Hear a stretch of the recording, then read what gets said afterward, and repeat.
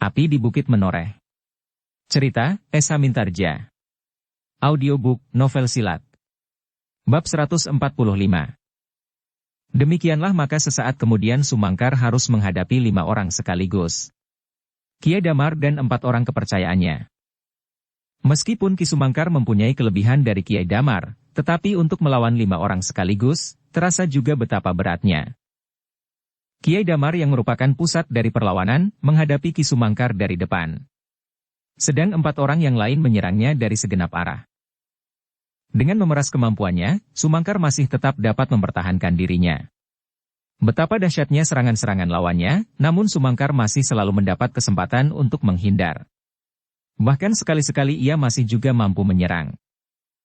Namun lambat laun, karena Sumangkar telah mengerahkan segenap kemampuannya, tenaganya terasa menjadi semakin susut.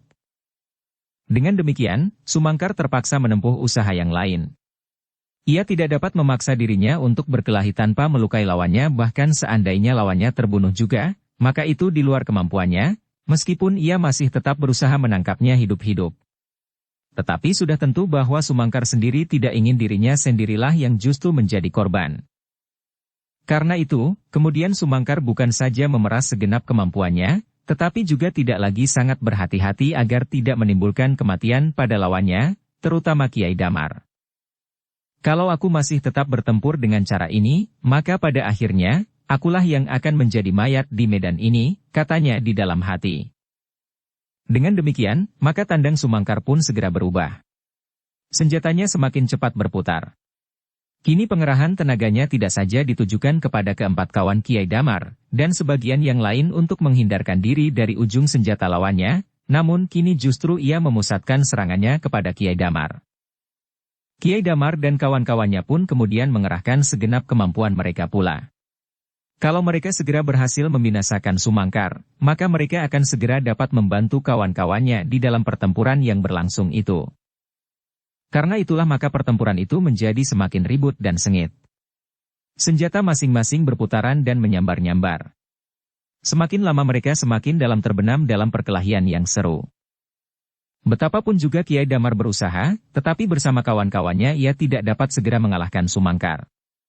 Apalagi ketika Sumangkar tidak lagi mengekang diri, sehingga justru senjatanya lah yang telah menguasai arena perkelahian itu. Namun Sumangkar terlonjak dan terkejut bukan buatan, ketika terasa ujung senjata telah menyengat lengannya.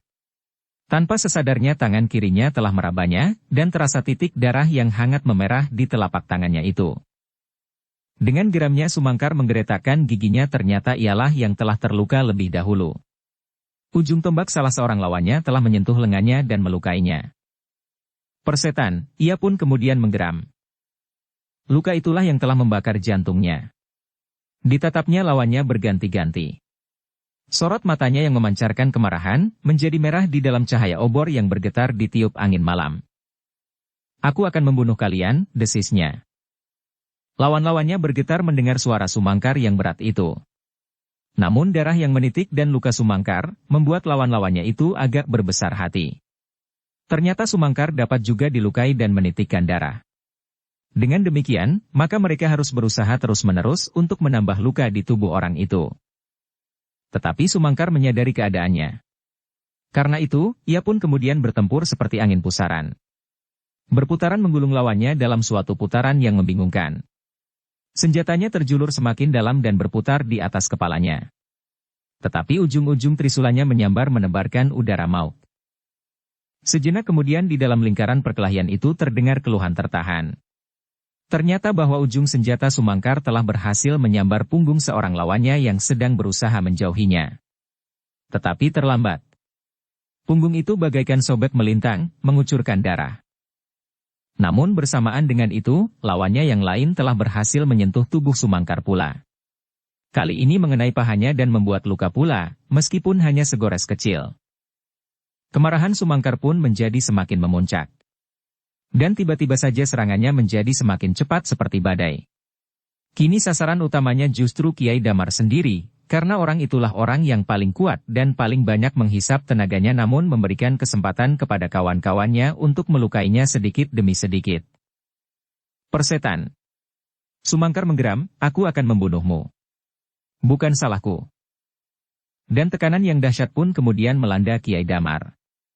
Dengan susah payah ia mengerahkan tenaganya untuk menghindarkan diri dari amukan badai yang melanda dirinya. Bahkan kawan-kawannya pun telah membantunya melawan amukan Sumangkar. Namun usaha mereka itu rasa-rasanya sia-sia. Sumangkar benar-benar telah sampai ke puncak kemampuannya, sehingga akhir dari pertempuran itu pun sudah menjadi semakin jelas membayang. Seolah-olah setiap orang sudah dapat meramalkannya, apa yang akan terjadi. Agaknya luka-luka di tubuh Sumangkar telah membuatnya marah tiada taranya, sehingga dengan demikian ia sudah kehilangan segala macam pertimbangan untuk menangkap lawannya hidup-hidup. Ketika perasaan yang pedih menyengat tubuhnya karena luka-lukanya, maka dengan segenap kemampuan yang ada ia menghentakkan senjatanya. Memutarnya dan tiba-tiba ia merubah arah putarannya. Dengan dahsyatnya ujung senjata yang berantai itu mematuk ke dada Kiai Damar. Serangan itu benar-benar mengejutkan. Tetapi Kiai Damar masih sempat mengelakkan dirinya. Dengan sigapnya ia meloncat surut. Sambil berputar Kiai Damar memiringkan tubuhnya, sehingga senjata lawan itu lewat di sisi tubuhnya. Tetapi Sumangkar tidak melepaskannya. Sekali diputarnya senjatanya di atas kepalanya untuk mencegah serangan-serangan yang datang dari kawan-kawan Kiai Damar, kemudian sebuah serangan sendal pancing sekali lagi mengejar Kiai Damar.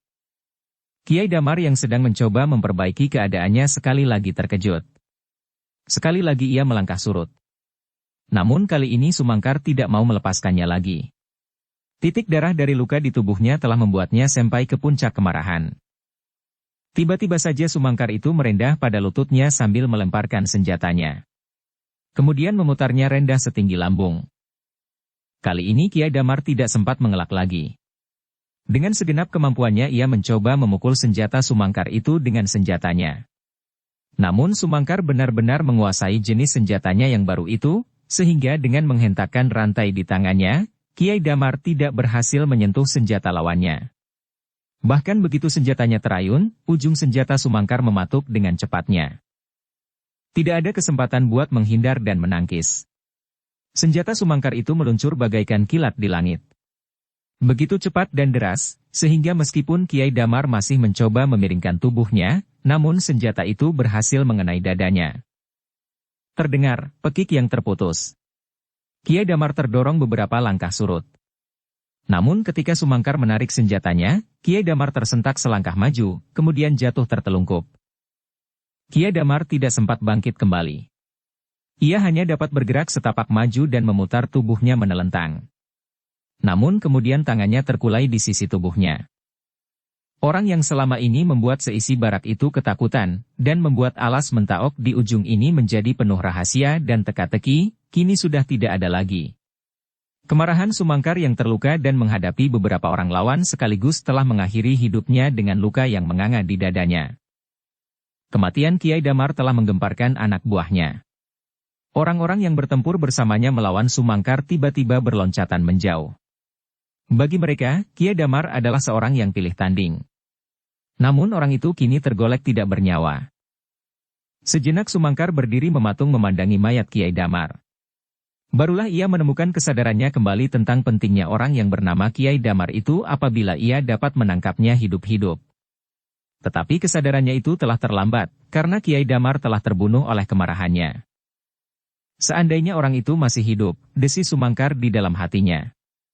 Kini seolah-olah ia melihat di dalam dada Kiai Damar yang terbelah itu tersimpan berbagai macam keterangan tentang rahasia yang selama ini menyelubungi alas mentaok.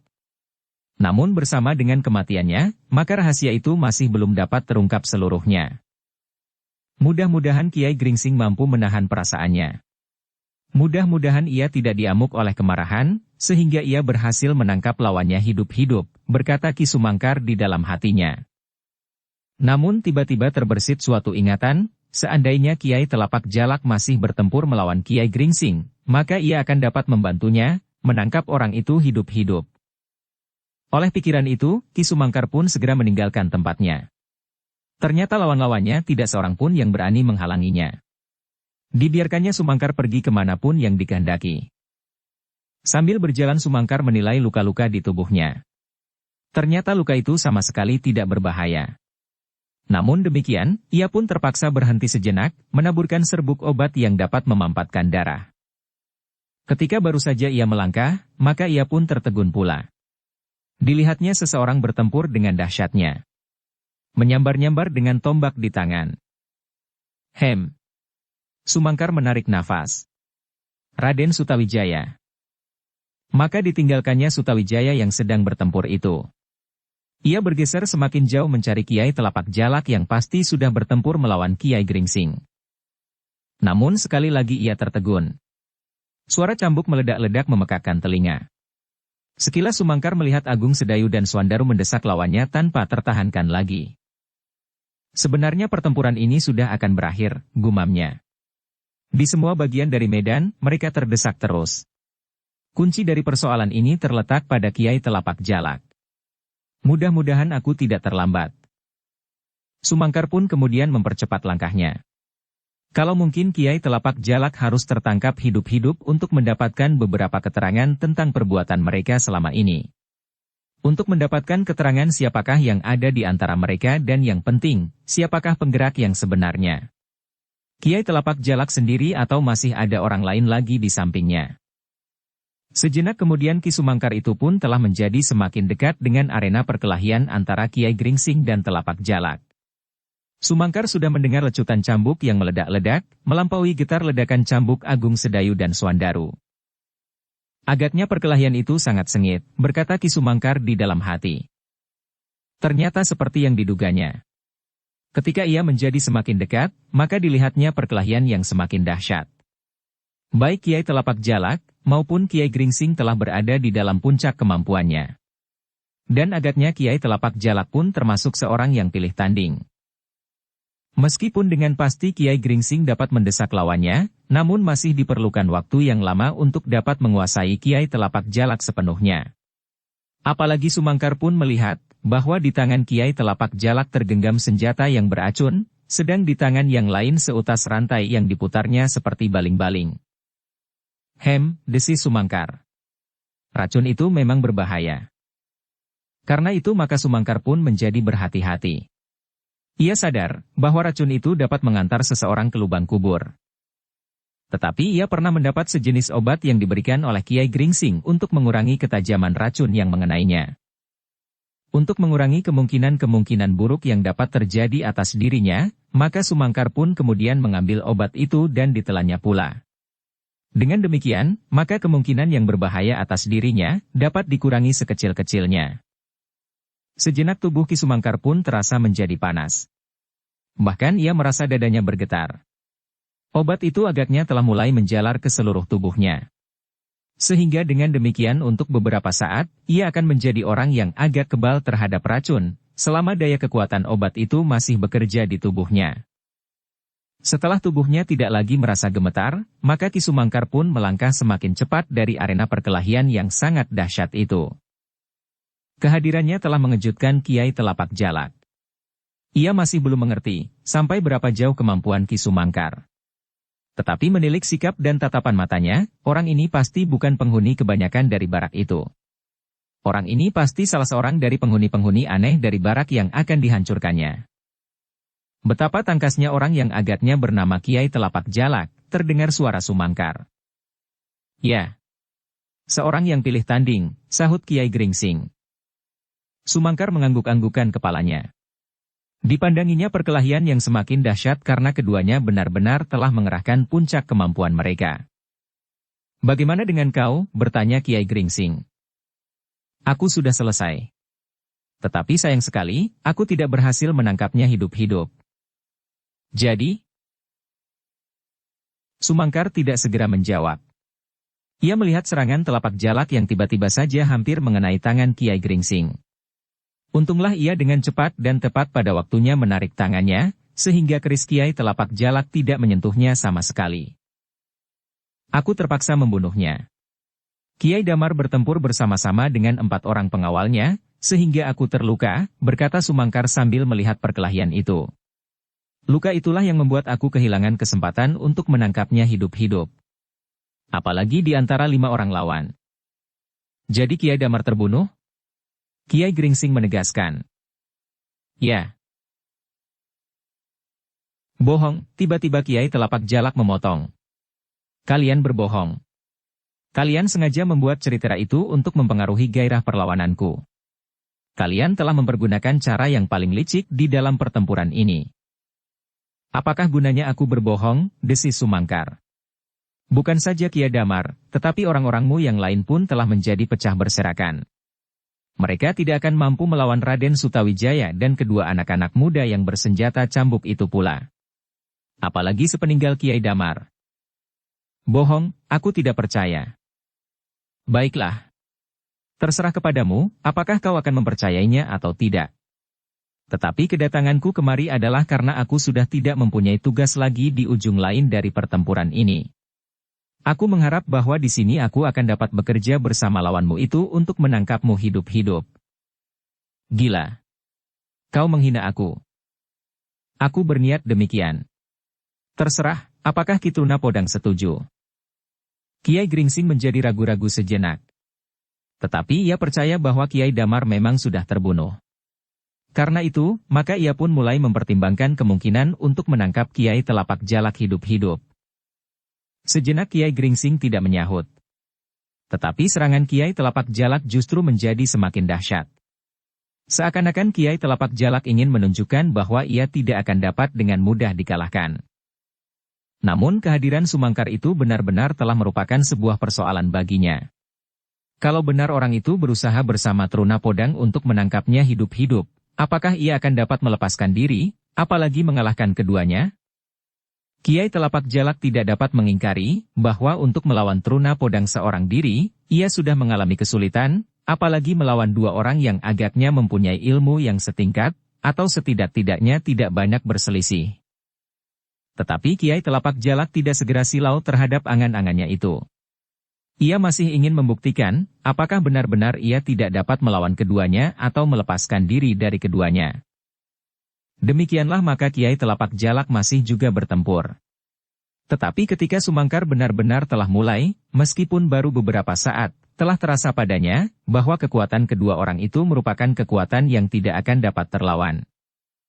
Karena itu, maka ia pun kemudian berkata, "Oh, inikah cara kalian bertempur? Kalau kalian tidak mampu bertempur sendiri, maka kalian mulai bertempur berpasangan." Kiai Gringsing mengerutkan keningnya, namun kemudian ia menjawab, "Agaknya memang demikian cara kita bertempur di peperangan. Memang agak lain dengan apabila kita sudah berjanji untuk melakukan perang tanding." Kiai Damar dan Kiai Telapak Jalak tidak menghiraukan berapa orang yang bertempur dalam perang berubuh itu. Mungkin berpasangan, mungkin justru sekelompok lawan sekelompok yang jumlahnya tidak perlu diatur sama. Tetapi mereka adalah orang-orang yang tidak berarti. Mereka bukan pimpinan pasukan apalagi senapati. Tidak ada bedanya di peperangan. Aku juga bukan pemimpin pasukan, dan juga bukan senapati. Pengecut. Tetapi kau pasti orang penting di sini. Kiai Damar berkelahi bersama 4 orang kawannya, sahut Sumangkar. Sehingga aku harus bertempur melawan 5 orang sekaligus termasuk Kiai Damar. Omong kosong. Terserah kepadamu. Tetapi aku tidak melihat keberatan apapun untuk berperang dalam pasangan, berkata Sumangkar pula. Tetapi aku dapat menantang kalian untuk berperang tanding seorang lawan seorang. Terlambat. Kalau kau ajukan tantangan itu sejak kau datang, maka salah seorang dari kami pasti akan melayaninya. Tetapi kali ini tidak. Kami akan tetap bertempur berpasangan. Sebenarnya aku yakin bahwa aku akan dapat menyelesaikan pertempuran ini kalau aku hanya sekedar ingin membunuhmu. Tetapi sekarang aku ingin menangkapmu. Menangkapmu hidup-hidup, sehingga untuk itu justru akan jauh lebih sukar. Persetan! Kiai Telapak Jalak menggeram. Ia merasa benar-benar terhina. Tetapi ia tidak dapat mengingkari kenyataan. Agaknya ia telah terjebak memasuki sarang harimau lapar bersama Kiai Damar. Ia tidak mengira sama sekali bahwa di dalam barak ini ada orang-orang yang memiliki kemampuan begitu tinggi. Aku terlampau meremehkan laporan Kiai Damar, berkata Kiai Telapak Jalak di dalam hatinya. Aku sangka Kiai Damar sekedar menyembunyikan kelemahan. Tetapi ternyata kini aku benar-benar terperangkap. Meskipun demikian, Kiai Telapak Jalak masih berusaha terus. Ia kini tidak lagi berjuang untuk mengalahkan lawannya, tetapi sekedar untuk melepaskan dirinya.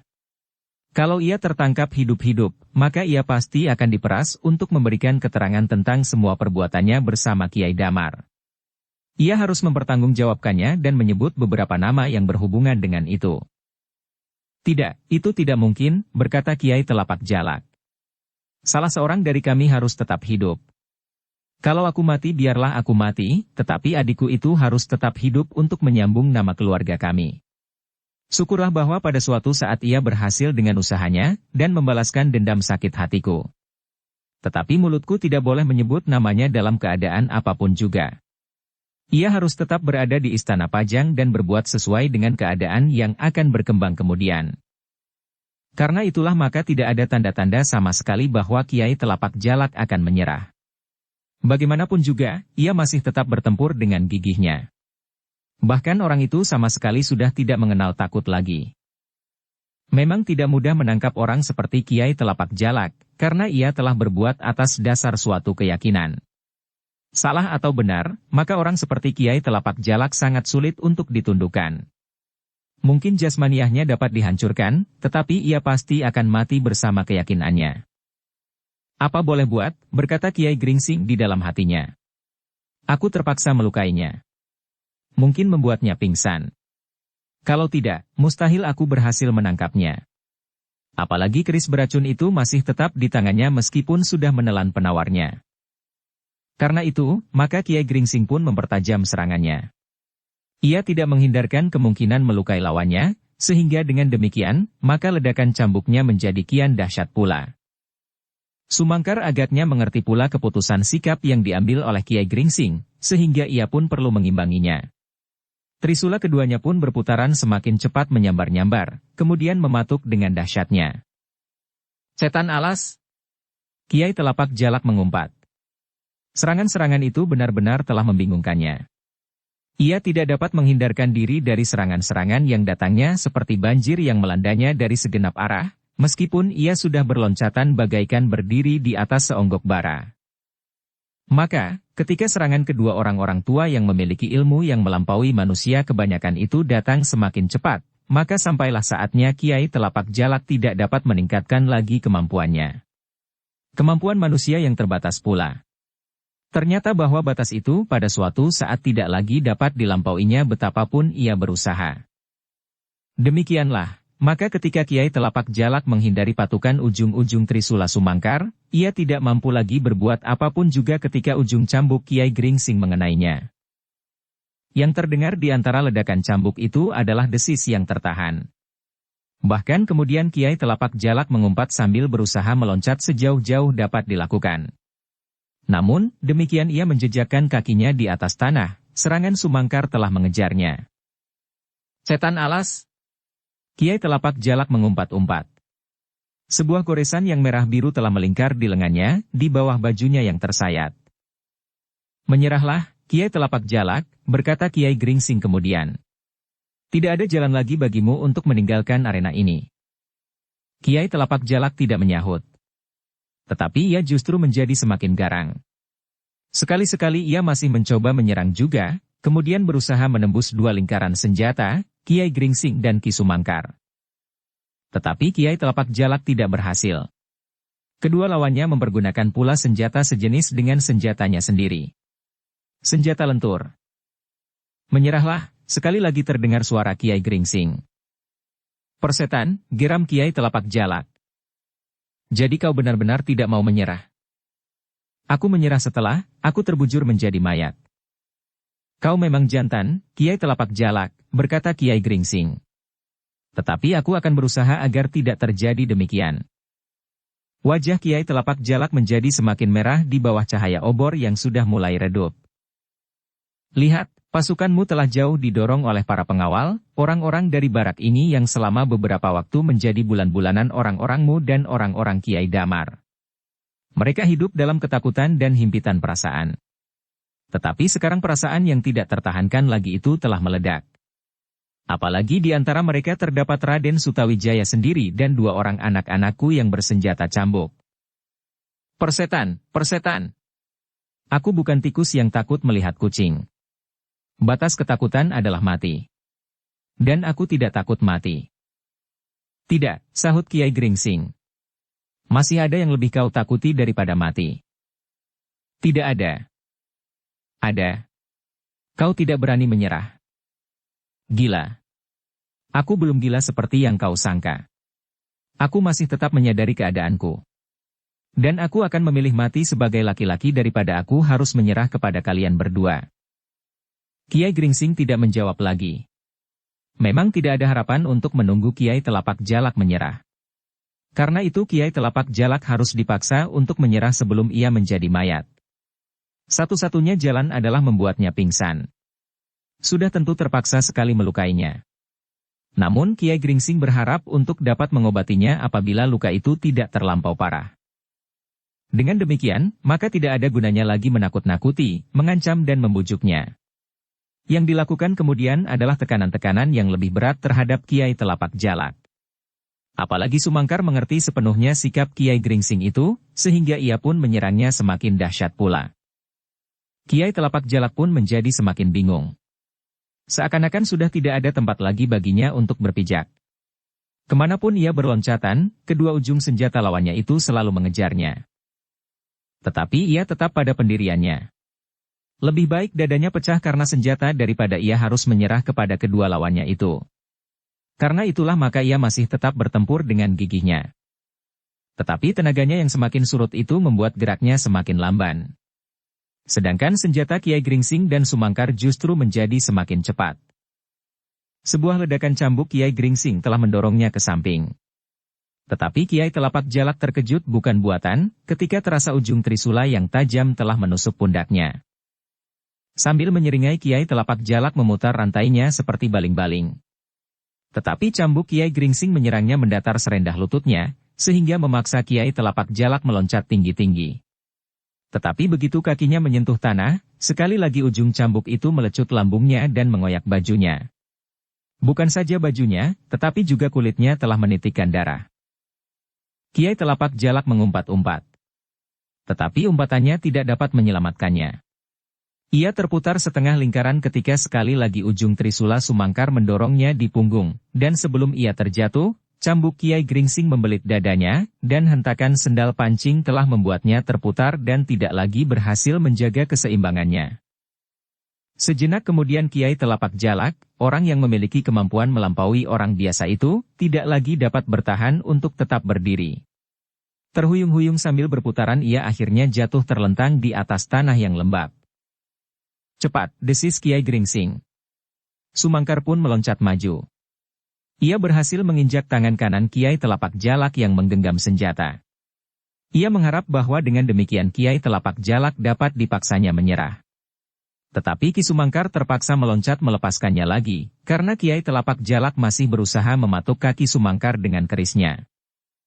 Pada saat itulah, cambuk Kiai Gringsing meledak dan ujungnya telah membelit tangan Kiai Telapak Jalak. Dengan suatu hentakan yang kuat Kiai Gringsing mencoba menarik tangan itu agar kerisnya dapat terlepas. Dukung channel Novel Silat dengan subscribe, follow, like, komen dan share. Tetapi Kiai Telapak Jalak tidak mau melepaskan kerisnya begitu saja. Ia masih mencoba menghentakkan tangannya. Tetapi ternyata bahwa kekuatan Kiai Gringsing tidak dapat diatasinya. Bahkan tanpa disadarinya, pergelangan tangannya yang terbelit ujung cambuk itu terluka karenanya. Meskipun demikian Kiai Telapak Jalak tidak mau menyerah. Ia masih mencoba untuk menguasai dirinya. Dengan sekuat-kuat tenaganya ia mendekapkan tangannya, kemudian sekali ia berguling dan menyerang Kiai Gringsing dengan kakinya yang melenting dengan kerasnya. Kiai Gringsing tidak menyangka bahwa di dalam keadaan itu Kiai Telapak Jalak masih mampu menyerangnya, sehingga karena itu ia justru terperanjat karenanya. Ia tidak mendapat kesempatan untuk menarik cambuknya dan sudah tentu ia tidak ingin melepaskannya. Karena itu, sambil mengerahkan kekuatannya ia menarik cambuknya itu. Ternyata kekuatan tarikan cambuk Kiai Gringsing justru telah memutar tubuh Kiai Telapak Jalak dan menolongnya untuk melenting dan tegak berdiri meskipun ia masih belum berhasil melepaskan pergelangan tangannya. Namun dengan demikian ia mempunyai kesempatan yang lebih baik daripada apabila ia masih terbaring di tanah. Tanpa menghiraukan apapun juga ia meloncat menyerang Kiai Gringsing dengan rantainya sekuat-kuat dapat dilakukan. Tetapi Kiai Gringsing pun tidak tinggal diam. Sekali lagi ia menghentakkan cambuknya sehingga Kiai Telapak Jalak terseret beberapa langkah. Dengan demikian maka serangannya tidak lagi pada sasarannya. Namun demikian Kiai Telapak Jalak sama sekali tidak menyerah. Ia masih berusaha mengurai ujung cambuk di tangannya. Dan agaknya Kiai Gringsing kali ini tidak menghalanginya, sehingga akhirnya tangannya itu pun terlepas, meskipun tangan itu telah terluka. Tetapi Kiai Gringsing tidak membiarkannya. Begitu ujung cambuknya lepas, maka sekali lagi ujung cambuk itu meledak memekakkan telinga. Dan sebuah jalur merah telah melekat di dada Kiai Telapak Jalak. Sumangkar yang sejenak terpukau oleh peristiwa itu tiba-tiba seperti tersadar dari lamunannya. Tiba-tiba saja ia melemparkan trisulanya mematuk Kiai Telapak Jalak yang sedang kehilangan keseimbangan oleh sentuhan ujung cambuk Kiai Gringsing. Dengan demikian maka ia sama sekali tidak dapat menghindar lagi. Sekali lagi lambungnya tersobek oleh luka karena ujung senjata Ki Sumangkar. Kiai Telapak Jalak terdorong selangkah ke samping. Tetapi ia masih tetap berdiri. Wajahnya menjadi merah padam. Namun tidak terlintas sama sekali niatnya untuk menyerah. Ketika kedua serangan datang beruntun dari Ki Sumangkar dan Kiai Gringsing, maka Kiai Telapak Jalak sudah benar-benar tidak berdaya. Jangankan menghindar dan menyerang kembali, sedangkan menangkis pun tidak ada lagi sisa tenaganya yang cukup. Karena itu, maka ia pun segera terhuyung-huyung surut beberapa langkah ke belakang. Namun demikian tatapan matanya masih tetap membara. Sorot matanya itu masih tetap menantang dan pantang menyerah. Kedua jenis senjatanya pun masih tetap pula di dalam genggaman. Menyerahlah, desak Kiai Gringsing. Kau akan mendapat keringanan. Persetan, ia menggeram. Namun dalam pada itu, mata Kiai Telapak Jalak seolah-olah menjadi liar ketika ia melihat Raden Sutawijaya telah berada di dekat arena itu sambil berkata, "Semuanya sudah selesai. Mereka telah dapat kami usir. Hanya sebagian kecil sajalah yang masih melakukan perlawanan. Sebentar lagi para pengawal akan segera dapat menguasai mereka." Persetan, sekali lagi Kiai Telapak Jalak menggeram. Menyerahlah, desak Kiai Gringsing berulang kali. Aku akan menjamin bahwa kau akan mendapat sekedar pengampunan. Aku tidak memerlukan belas kasihan. Bunuhlah kalau kau mampu membunuh aku. Baiklah. Sutawijayalah yang menyahut sambil menggeretakkan gigi. Aku tidak pernah meleset dari sasaran apabila aku melontarkan tombak pendeku ini. Tetapi ketika Sutawijaya mengangkat tombaknya, Kiai Gringsing menggamitnya sambil berbisik. Kita memerlukannya hidup-hidup. Oh, iya, barulah Sutawijaya sadar betapa pentingnya Kiai Telapak Jalak itu, sehingga karena itu, maka ia pun mengurungkan niatnya. Ayo, cepat. Lakukanlah Sutawijaya, tantang Kiai Telapak Jalak. Jangan ragu-ragu. Inilah aku, Kiai Telapak Jalak. Lontarkanlah tombakmu itu. Tetapi Sutawijaya menggeleng. Tidak. Aku tidak akan melemparkan tombak itu. Kami di sini sedang menunggu kedua anak teruna Podang. Kami akan mengepungmu rapat-rapat dan menangkapmu hidup-hidup. Kau sadar bahwa kau amat penting bagi kami? Persetan, teriak Kiai Telapak Jalak. Dalam pada itu, Agung Sedayu dan Suandaru segera hadir pula di arena itu, setelah orang-orang Kiai Telapak Jalak yang masih tersisa terusir dari medan. Sedangkan yang lain jatuh sebagai korban atau luka-luka sehingga mereka tidak dapat beringsut lagi dari tempatnya. Nah, kita kepung orang ini rapat-rapat. Kita akan menangkapnya hidup-hidup. Mata Kiai Telapak Jalak menjadi nanar. Ia melihat 5 orang mengelilingi, masing-masing dengan senjata di tangan. Tetapi ternyata bahwa mereka tidak berhasrat benar-benar membunuhnya. Senjata-senjata itu tidak mereka pergunakan sebaiknya meskipun ia sudah tidak berdaya lagi. Namun dengan demikian, kegelisahan telah memuncak di hatinya. Ia sadar sepenuhnya apa yang akan terjadi atasnya apabila ia berhasil ditangkap hidup-hidup oleh Raden Sutawijaya. Ia pasti akan dibawa ke pusat pemerintahan tanah yang baru dibuka ini. Dihadapkan pada Ki Gede Pemanahan dan kemudian dipaksa untuk mengatakan siapa saja yang pernah berhubungan dengan dirinya dan usahanya yang gagal itu. Tidak, ia menggeretakkan giginya. Ia sudah mendapat kebulatan tekad. Ia tidak akan tertangkap hidup-hidup dan tidak akan pernah mengatakan kepada siapapun juga, siapa yang sebenarnya terlibat di dalam usaha untuk menggagalkan rencana pembukaan alas Mentaok dan membuat Mataram menjadi besar. Tetapi adalah suatu kenyataan bahwa ia tidak akan dapat keluar dari kepungan kelima orang yang kini berdiri mengitarinya dengan senjata di tangan masing-masing. Dada Kiai Telapak Jalak menjadi semakin berdebar-debar ketika ia melihat kelima orang itu maju setapak demi setapak semakin dekat. Pada saatnya, mereka pasti akan meloncat menerkamnya dan mengikat kedua tangan di punggungnya. Sejenak Kiai Telapak Jalak masih berdiri terhuyung-huyung. Tangannya yang gemetar masih juga bergerak mengayun-ayunkan rantainya. Tetapi kekuatannya sama sekali sudah tidak berbahaya lagi bagi siapapun juga, apalagi bagi Kiai Gringsing dan Ki Sumangkar.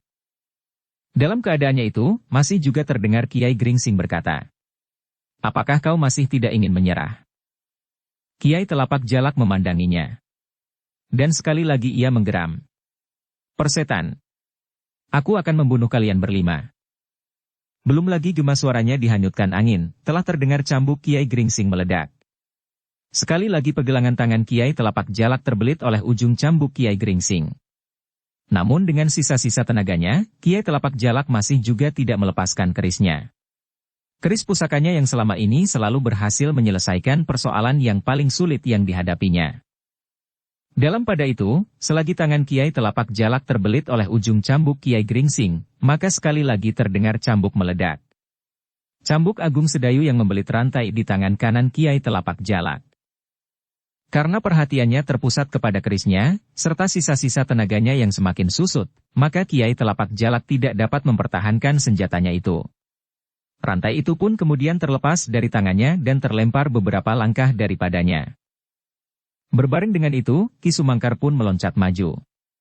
Tangannya telah terjulur ke tengkuk Kiai Telapak Jalak. Ia ingin membuat orang yang keras hati itu menjadi pingsan.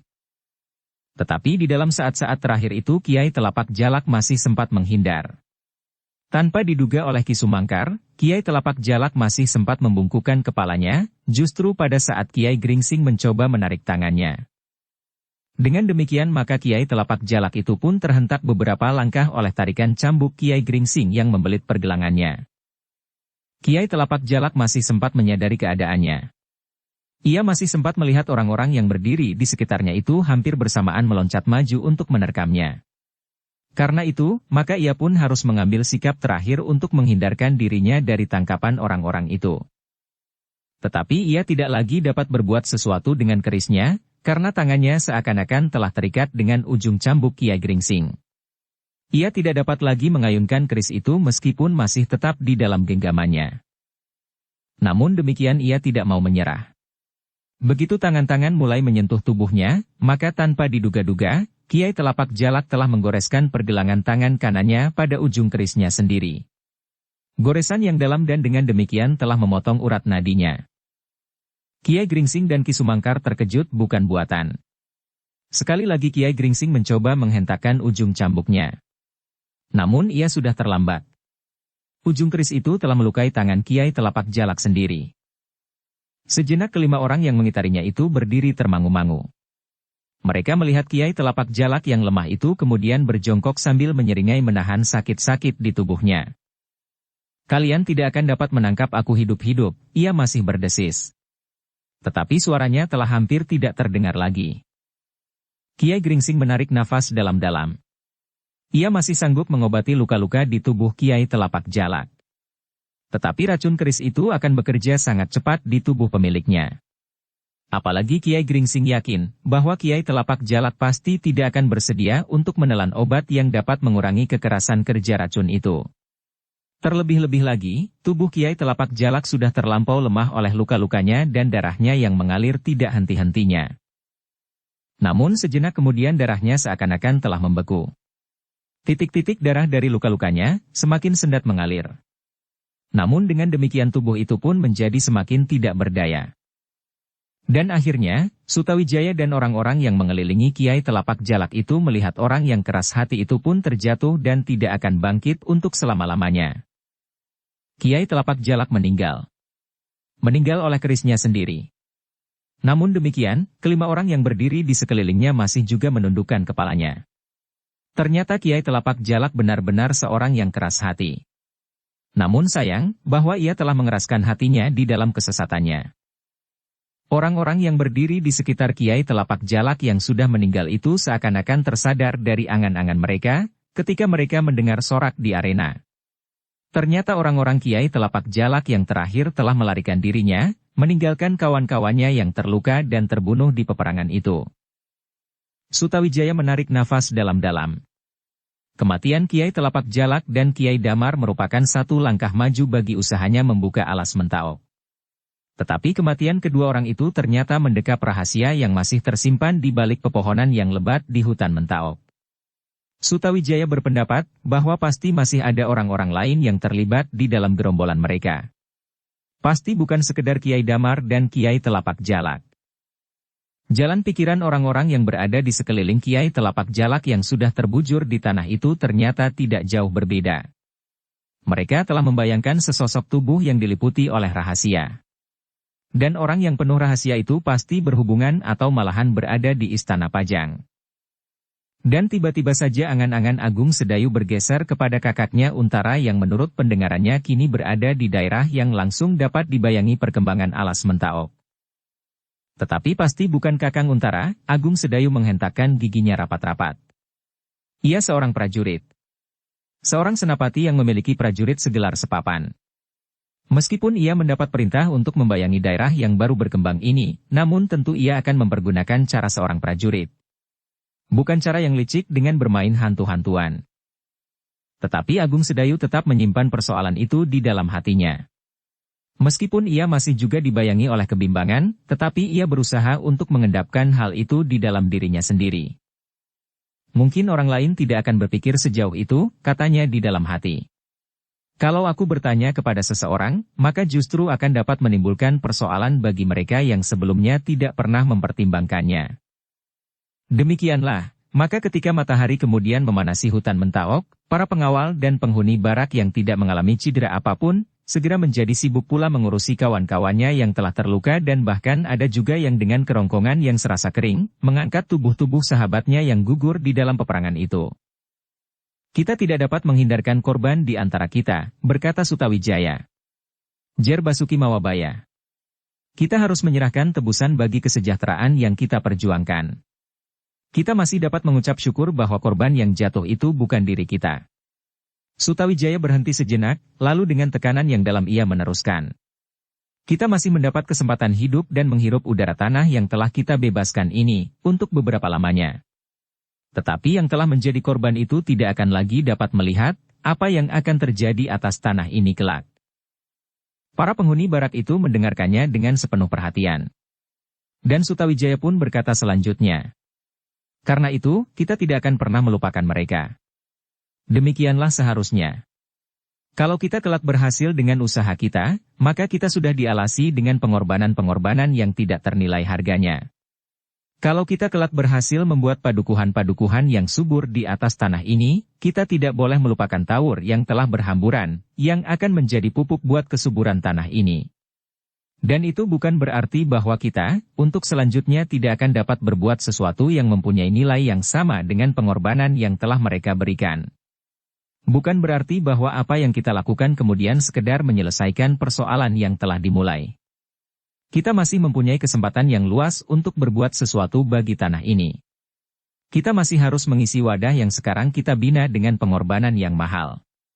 Tetapi kita harus selalu ingat, bahwa pernah terjadi perjuangan yang memungkinkan kita membuat pengorbanan-pengorbanan lain dan mengembangkan usaha kita di atas tanah ini.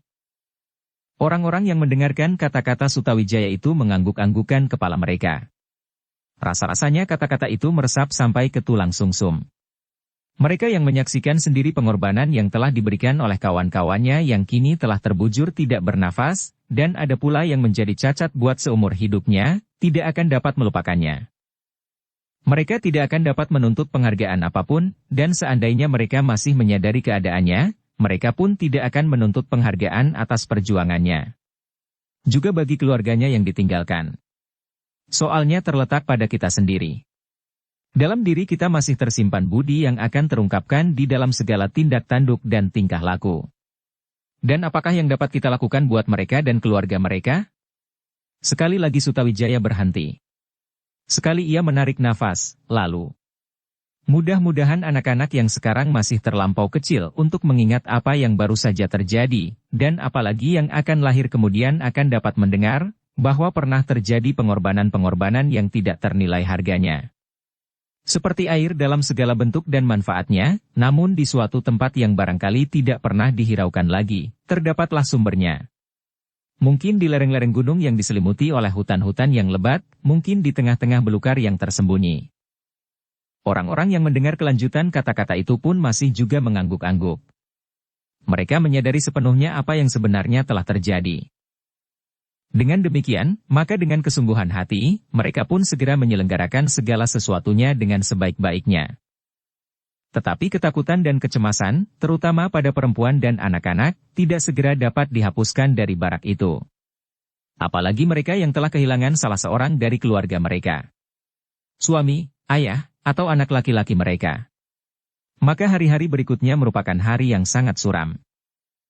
Namun sejak pertempuran yang menentukan itu, harapan-harapan yang selama itu telah hampir pudar, mulai tumbuh kembali di hati setiap orang.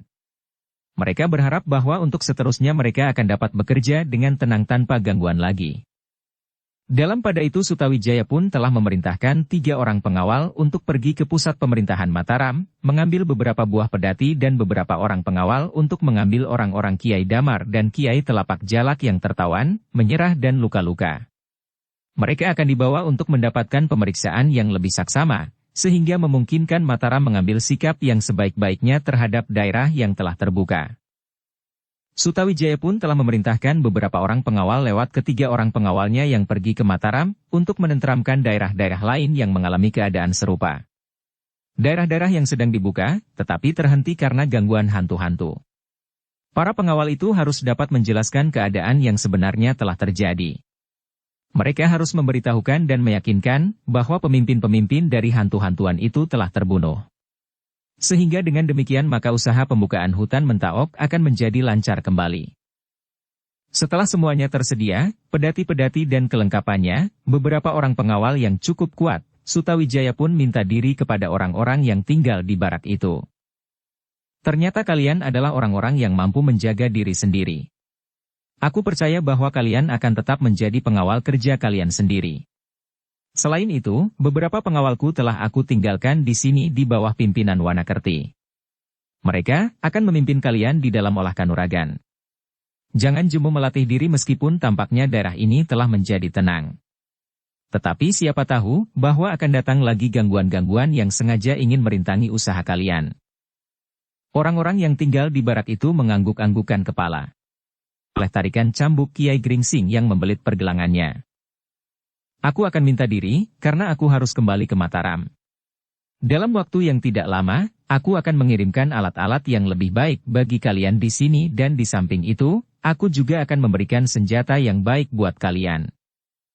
Orang-orang itu masih juga mengangguk-anggukkan kepala. Sejenak Sutawijaya terdiam. Dipandanginya orang-orang yang berkumpul di halaman itu. Laki-laki, perempuan, dan kanak-kanak. Dan di ujung dilihatnya Kiai Gringsing, Sumangkar, Agung Sedayu, dan Swandaru berdiri di samping beberapa orang pengawal. Sutawijaya menarik nafas dalam-dalam. Bukan baru sekali ini dukun tua itu berbuat sesuatu untuk ketentraman hati sesama. Di Sangkal Putung ia telah berbuat sesuatu pula. Bahkan hampir menentukan bahwa kekuatan macan kepatihan dapat dikalahkan, meskipun di antara mereka terdapat Sumangkar, yang kini berada pula di situ, tetapi dalam kedudukan yang berlawanan. Hancurnya padepokan Tambakwedi, sehingga Sidanti kehilangan pangkal berpijak dan terpaksa kembali ke Menoreh. Tetapi kedatangannya di kampung halamannya sama sekali tidak menumbuhkan kemanfaatan, justru sebaliknya. Di Menoreh itu pun dukun tua itu hadir dan berbuat banyak sekali. Tanpa dukun tua itu, penyelesaian atas tanah perdikan Menoreh pasti akan mengalami banyak sekali perbedaan dengan apa yang terjadi sekarang. Kini, di dalam kesulitan yang hampir menggagalkan usahanya membuka tanah garapan baru di alas Mentaok, Kiai Gringsing dan kedua muridnya telah hadir pula. Suatu perbuatan yang terpuji, desis Sutawijaya di dalam hati. Benar-benar tanpa pamrih. Tetapi Sutawijaya tidak dapat berangan-angan terlampau lama. Orang-orang yang berkumpul di halaman itu masih berada di tempatnya. Dan mereka masih menunggu, apakah yang akan dikatakannya selanjutnya. Dan Sutawijaya itu pun berkata, "Aku akan segera meninggalkan tempat ini. Aku akan membawa semua tawanan dan mengajak Ki Truna Podang bersama kawannya dan anak-anaknya bersama kami menghadap Ayahanda Ki Gede Pemanahan." Semua orang dengan serta-merta berpaling kepada Kiai Gringsing yang mengerutkan keningnya. Sejenak dipandanginya wajah Sumangkar. Namun kemudian ia berkata, "Maaf Raden. Sebenarnya kami senang sekali mendapat kesempatan itu. Kami memang ingin melihat dan apalagi menghadap Ki Gede Pemanahan. Tetapi sayang sekali bahwa kami tidak dapat melakukannya sekarang. Kami masih mempunyai suatu kepentingan pribadi yang tidak dapat kami tunda lagi." Sutawijaya mengerutkan keningnya. Teringat juga padanya saat-saat Kiai Gringsing menghindari pertemuan dengan Ki Gede Pemanahan di Sangkal Putung. Karena itu, justru timbullah keinginannya untuk mengetahui apakah sebabnya Kiai Gringsing tidak bersedia menghadap Ayahanda Ki Gede Pemanahan. "Kiai," berkata Sutawijaya, "Kiai selalu menghindari pertemuan dengan Ayahanda. Apakah ada suatu sebab yang memaksa Kiai berbuat demikian?" "Tentu tidak, Raden. Aku belum kenal secara pribadi dengan Ki Gede Pemanahan, sehingga aku pun tidak mempunyai persoalan apapun. Tetapi sudah aku katakan, kami mempunyai persoalan pribadi yang tidak dapat ditunda. Mungkin Raden mengerti juga serba sedikit, hubungan kami dengan Ki Demang di Sangkal Putung." Sutawijaya hanya dapat mengangguk-anggukan kepalanya. Ia mengerti bahwa Swandaru adalah putra Ki Demang Sangkal Putung. Namun hal itu justru tidak akan menjadi persoalan. Yang agaknya masih harus dipersoalkan adalah hubungan Agung Sedayu dengan anak perempuan Ki Demang Sangkal Putung. Namun demikian Sutawijaya masih juga memerlukan beberapa keterangan dari orang tua itu. Sehingga dengan demikian ia berkata, "Baiklah Kiai. Tetapi aku masih akan bertemu dengan Kiai sejenak sebelum aku meninggalkan tempat ini." Kemudian kepada penghuni barak itu Sutawijaya berkata, "Aku bersama pengawalku akan minta diri. Wanakerti akan tinggal di sini bersama beberapa orang pengawal. Setiap saat aku akan datang melihat perkembangan tanah yang sedang kalian buka, untuk selalu dapat menyediakan yang kalian perlukan tepat pada waktunya." Orang-orang yang mendengarnya mengangguk-anggukan kepalanya. "Sekarang, siapkan orang-orang yang terluka. Mereka akan naik di atas pedati.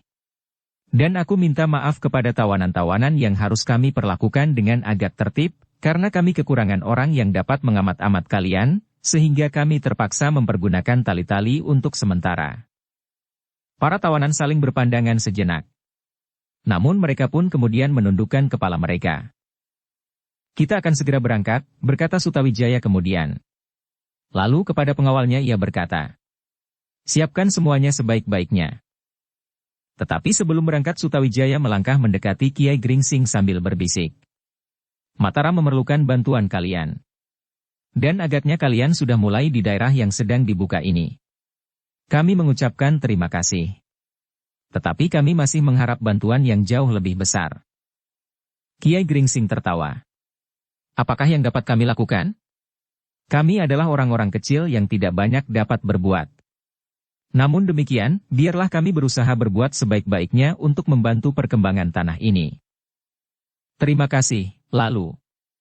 Salamku buat Untara. Aku tahu ia berada di Jati Anom bersama sebuah pasukan yang kuat. Tolong, berikan penjelasan, agar Untara tidak mengawasi kami seperti ketika ia mengawasi gerakan Tambak Wedi di lereng Merapi, atau sisa-sisa pasukan Tohpati yang berkeliaran di sekitar Sangkal Putung." Dada Agung Sedayu menjadi berdebar-debar karenanya. Sejenak ditatapnya wajah gurunya, namun ia tidak mengatakan sesuatu. "Untara adalah seorang yang sudah menemukan kemantapan berpikir," berkata Kiai Gringsing. "Meskipun ia masih muda, tetapi jiwanya sudah matang." "Tetapi ia seorang senapati," sahut Sutawijaya. "Ia akan menjalankan perintah yang diterimanya dengan baik. Dan Untara adalah seorang senapati yang baik." Kiai Gringsing mengangguk-anggukkan kepalanya. Namun katanya kemudian, "Tetapi Untara pasti mempunyai kebijaksanaan di dalam menjalankan tugasnya. Ia bukan seorang yang hanya mampu melakukan sesuatu tanpa pertimbangan." Sutawijaya mengangguk-anggukkan kepalanya. Katanya, "Aku berharap demikian. Tetapi mungkin juga Untara mempunyai sikap yang keras terhadap tanah yang baru dibuka ini." Kiai Gringsing memandang Sutawijaya sejenak, lalu bertanya, "Kenapa Raden mempunyai prasangka yang demikian?" Seakan-akan antara Mataram yang baru dibuka ini, dengan Pajang, ada mendung yang mengalir mengantarainya. Bukankah Raden Putra Sultan Pajang terkasih, yang menerima kepercayaan membawa tombak pusaka Istana Pajang, Kanjeng Kiai Pleret? Sutawijaya menarik nafas dalam-dalam. Aku memang pernah mendengar, bahwa seakan-akan Sultan Pajang akan mengingkari janjinya atas tanah Mentau. Iya, Kiai. Ayahanda Sultan tidak lagi teringat akan janjinya itu setelah Ayahanda Sultan menyerahkan Pati dan terlebih-lebih lagi setelah Ayahanda Sultan menerima hadiah dari Kanjeng Ratu Kalinyamat, yang pada saat itu sedang bertapa di bukit tanpa mengenakan pakaian sama sekali, selain rambutnya sendiri, sepasang gadis yang cantik. Dan agaknya itulah kelemahan Ayahanda Sultan Pajang. Meskipun usianya semakin lanjut, namun gadis-gadis muda yang cantik akan dapat ikut serta menentukan sikapnya di dalam pemerintahan yang mula-mula tampak penuh dengan kewibawaan. Kiai Gringsing menarik nafas dalam-dalam. Katanya, tidak ada orang yang dapat mencegahnya. Terlebih-lebih orang-orang tua seperti Ki Gede Pemanahan, seharusnya sudah mengetahui kebiasaan itu. Sejak muda, Mas Kerbet adalah seorang laki-laki yang senang bergaul dengan gadis-gadis manis. Tetapi hal itu jangan mempengaruhi sikap dan kewibawaannya sebagai seorang raja. Tetapi khusus mengenai Mataram, Raden, agaknya Ayahanda Sultan Pajang merasa tidak perlu menyerahkannya sekarang, karena akhirnya akan jatuh juga ke tangan putranya, seandainya tidak lewat Ki Gede Pemanahan. Itu sekedar dugaan Kiai, sedang Pati sudah berpacu cepat sekali. Pati sudah mempunyai kekuatan sebagai sebuah kadipaten pesisir yang cukup besar. Kiai Gringsing mengangguk-anggukkan kepalanya. Tetapi ia tidak menjawab lagi. Seleret dipandanginya wajah Sumangkar yang untuk beberapa lama tinggal di Kepatihan Jipang, sehingga ia pun pasti memahami dan bahkan pasti mempunyai sikap terhadap perkembangan pemerintahan di Pajang. Tetapi dalam keadaannya sekarang, lebih baik kalau ia diam. Juga di dalam pembicaraan antara Kiai Gringsing dan Raden Sutawijaya, Ki Sumangkar tidak menyahut sama sekali. Bahkan ia selalu menundukkan wajahnya, atau melemparkan tatapan matanya jauh-jauh. Ia selalu mencoba menghindari pandangan mata Kiai Gringsing atau Raden Sutawijaya. Namun, tiba-tiba saja di luar keinginannya, justru Raden Sutawijayalah yang bertanya kepada Ki Sumangkar. Kiai, bagaimana pendapatmu? Ki Sumangkar adalah orang yang mengikuti perkembangan pemerintahan Pajang sejak lama, meskipun arah pandangannya dari Jipang. Tetapi bagaimana pendapat Paman? Ki Sumangkar hanya dapat menarik nafas dalam-dalam. Dengan nada dalam ia menjawab. Sebaiknya aku tidak memikirkan lagi masalah-masalah serupa itu, Raden. Aku akan membawa Angger Swandaru kembali kepada ayah dan ibunya, dan membawa Angger Agung Sedayu kepada, ke Sangkal Putung. Sutawijaya menarik nafas dalam-dalam. Tetapi ia masih juga bertanya. Apakah Kiai sama sekali tidak mempunyai sikap apapun terhadap persoalan ini? Aku memang tidak pernah memikirkannya, Raden, sehingga karena itu, sudah barang tentu aku sampai sekarang tidak mempunyai sikap. Sutawijaya tersenyum. Sambil mengangguk-anggukkan kepalanya ia berkata, baiklah. Aku percaya bahwa kalian mempunyai sudut pandangan yang benar terhadap Pajang saat ini. Pajang yang sudah lain dari Pajang yang dahulu. Ya. Tentu Pajang yang lain, karena Pajang sekarang tidak mempunyai seorang panglima pasukan yang bernama Ki Gede Pemanahan. Juga putra angkat Sultan Pajang yang tidak berada di istana lagi. Sebagai seorang anak aku tetap berbakti kepada orang tua. Orang tuaku sendiri, dan orang tua angkatku. Karena itu, sampaikan kepada orang-orang Pajang, bahwa aku tetap berbakti kepada Ayahanda Sultan.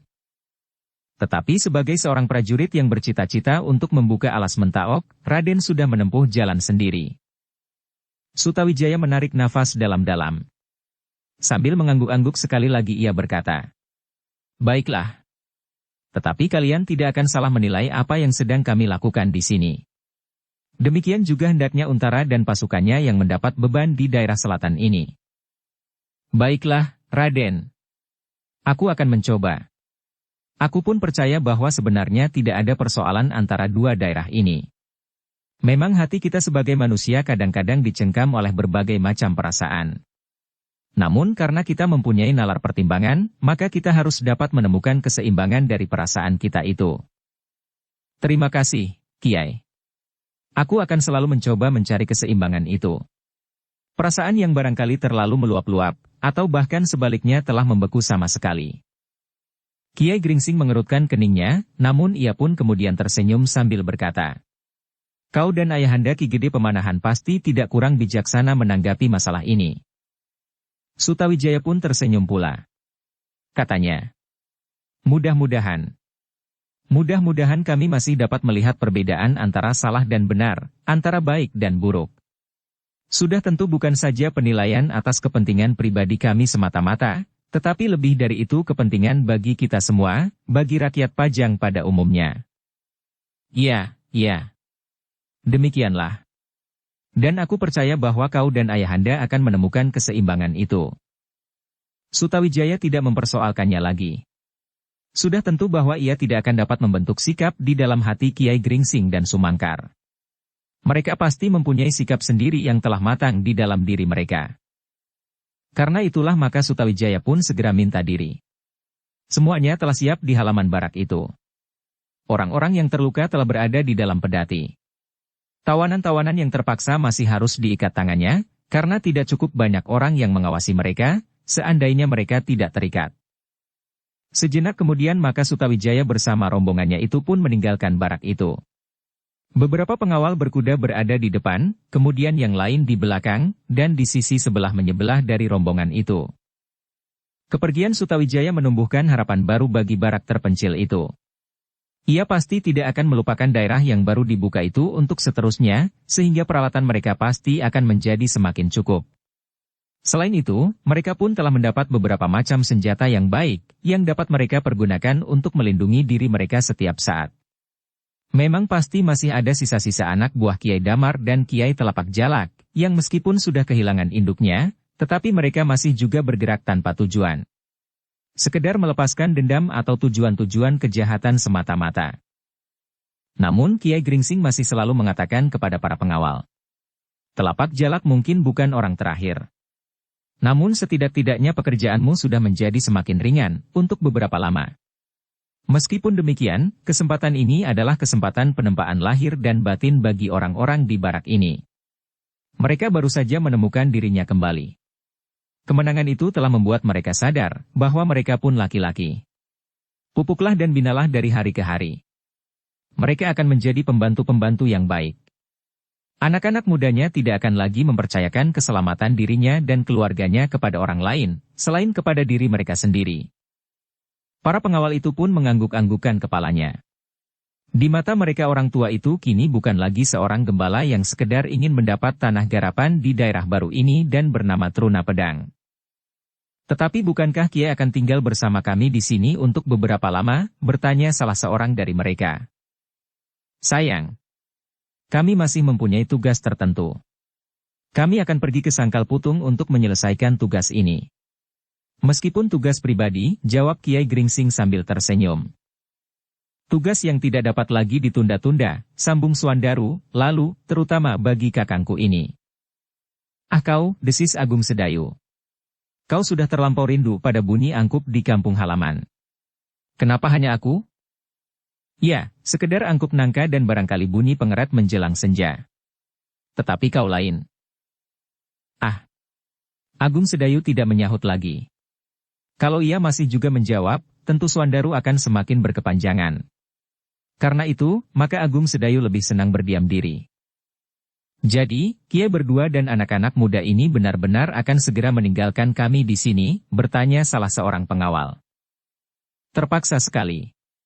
Tetapi kami tidak akan melupakan tanah yang baru dibuka dan bernama Mataram ini. Pada suatu saat kami akan datang kembali untuk menengok kalian. Mungkin sebulan, mungkin setengah tahun atau kapanpun. Mungkin tanah ini sudah menjadi sebuah kota yang ramai dan berpenduduk padat, dikelilingi oleh dinding batu yang kuat dan bergol ukir-ukiran yang disungging dengan warna-warna cemerlang. Mudah-mudahan, Kiai. Dan kami yang ada di sini sekarang akan disebut sebagai cikal bakal dari kota yang akan lahir ini." Kiai Gringsing tersenyum. "Lalu, besok kami terpaksa meninggalkan daerah ini. Berbuatlah sebaik-baiknya bagi para penghuni yang sedang berpengharapan. Kini mereka akan bekerja lebih keras. Tetapi ambillah waktu sedikit untuk membuat mereka menjadi pengawal kampung halaman sendiri. Baiklah, Kiai. Kami akan mencoba. Mudah-mudahan kami tidak akan dilanda oleh badai sepeninggal Kiai. Mudah-mudahan Kiai Damar dan Kiai Telapak Jalak menjadi orang-orang terakhir, meskipun masih juga ada sisanya tetapi hendaknya sekedar anak buahnya. Bukan orang yang justru lebih kuat lagi dari Kiai Telapak Jalak. Nama yang pernah kita dengar adalah kedua nama itu. Menurut perhitunganku, tidak akan ada lagi nama baru yang lebih besar dari Kiai Telapak Jalak untuk sementara. Seandainya kelak timbul juga, maka ia adalah lawan bagi Ki Gede Pemanahan yang pasti tidak akan tinggal diam. Para pengawal itu menganggukkan kepalanya. Meskipun kadang-kadang masih juga membayang kecemasan atas nasib Barak ini, tetapi rasa-rasanya keadaan memang akan menjadi semakin cerah. Dalam pada itu, Sutawijaya yang membawa beberapa orang pengawal yang terluka dan tawanan-tawanan, menyelusuri jalan-jalan di antara pepohonan hutan menuju ke pusat pemerintahan Tanah Mataram yang sedang dikembangkan itu. Begitu sulitnya perjalanan, sehingga iring-iringan itu bagaikan siput yang merayap lambat sekali. Sekali-sekali roda pedati yang ditarik oleh sepasang lembu telah terperosok ke dalam tanah yang gembur, sehingga beberapa orang harus turun dari kudanya dan membantu mendorong dan mengangkat roda yang terperosok itu. Namun demikian, mereka pun semakin lama semakin dekat pula ke tujuannya. Dengan wajah yang basah oleh keringat, pakaian yang kotor dan kusut, para pengawal itu memasuki kota yang sedang berkembang itu. Beberapa orang yang berdiri di pintu gerbang menjadi terheran-heran melihat kedatangan iring-iringan itu. Beberapa pengawal berkuda yang pakaiannya bernoda lumpur, mengiringi beberapa pedati berisi orang-orang yang terluka dan bahkan ada yang terikat.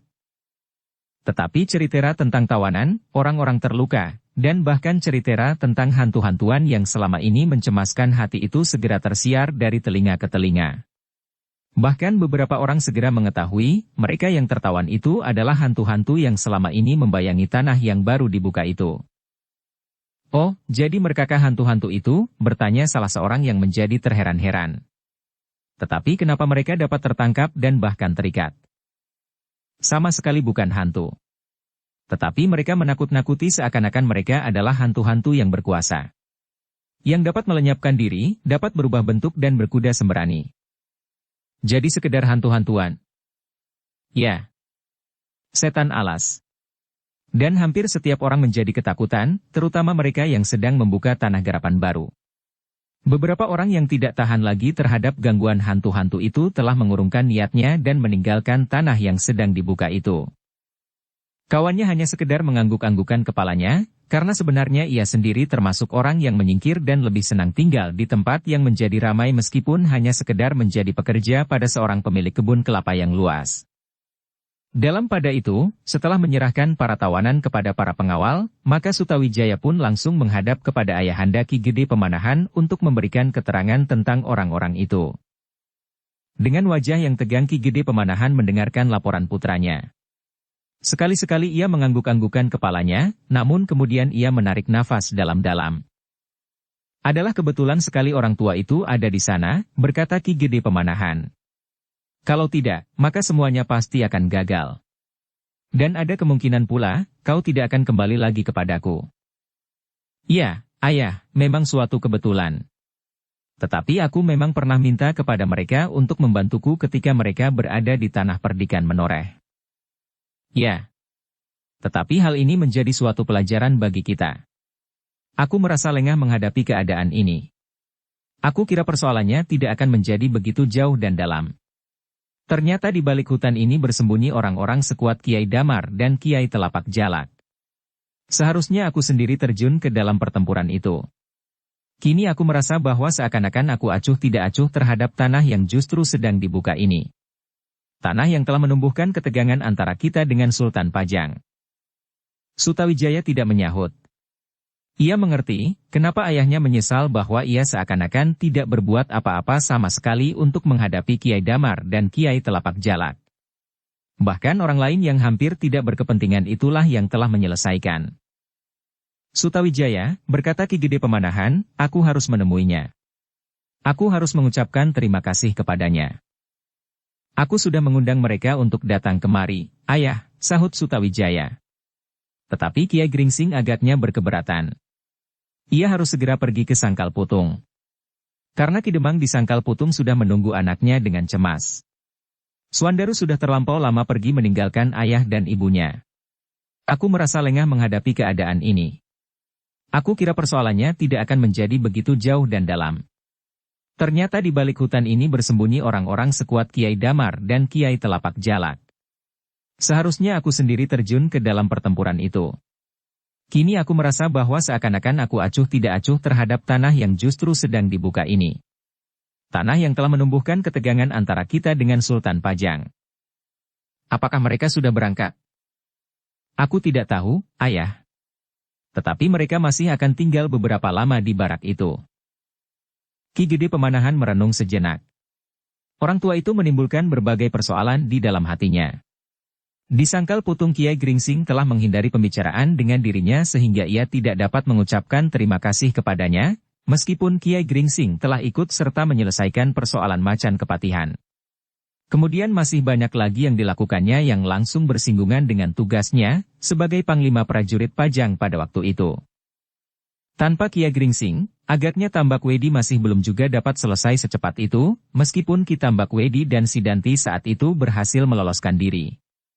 Ternyata bahwa Kiai Gringsing dan kedua muridnya itu pulalah yang menyusul Ki Tambak Wedi dan Sidanti ke Tanah Perdikan Menoreh, dan membantu menyelesaikan persoalannya pula.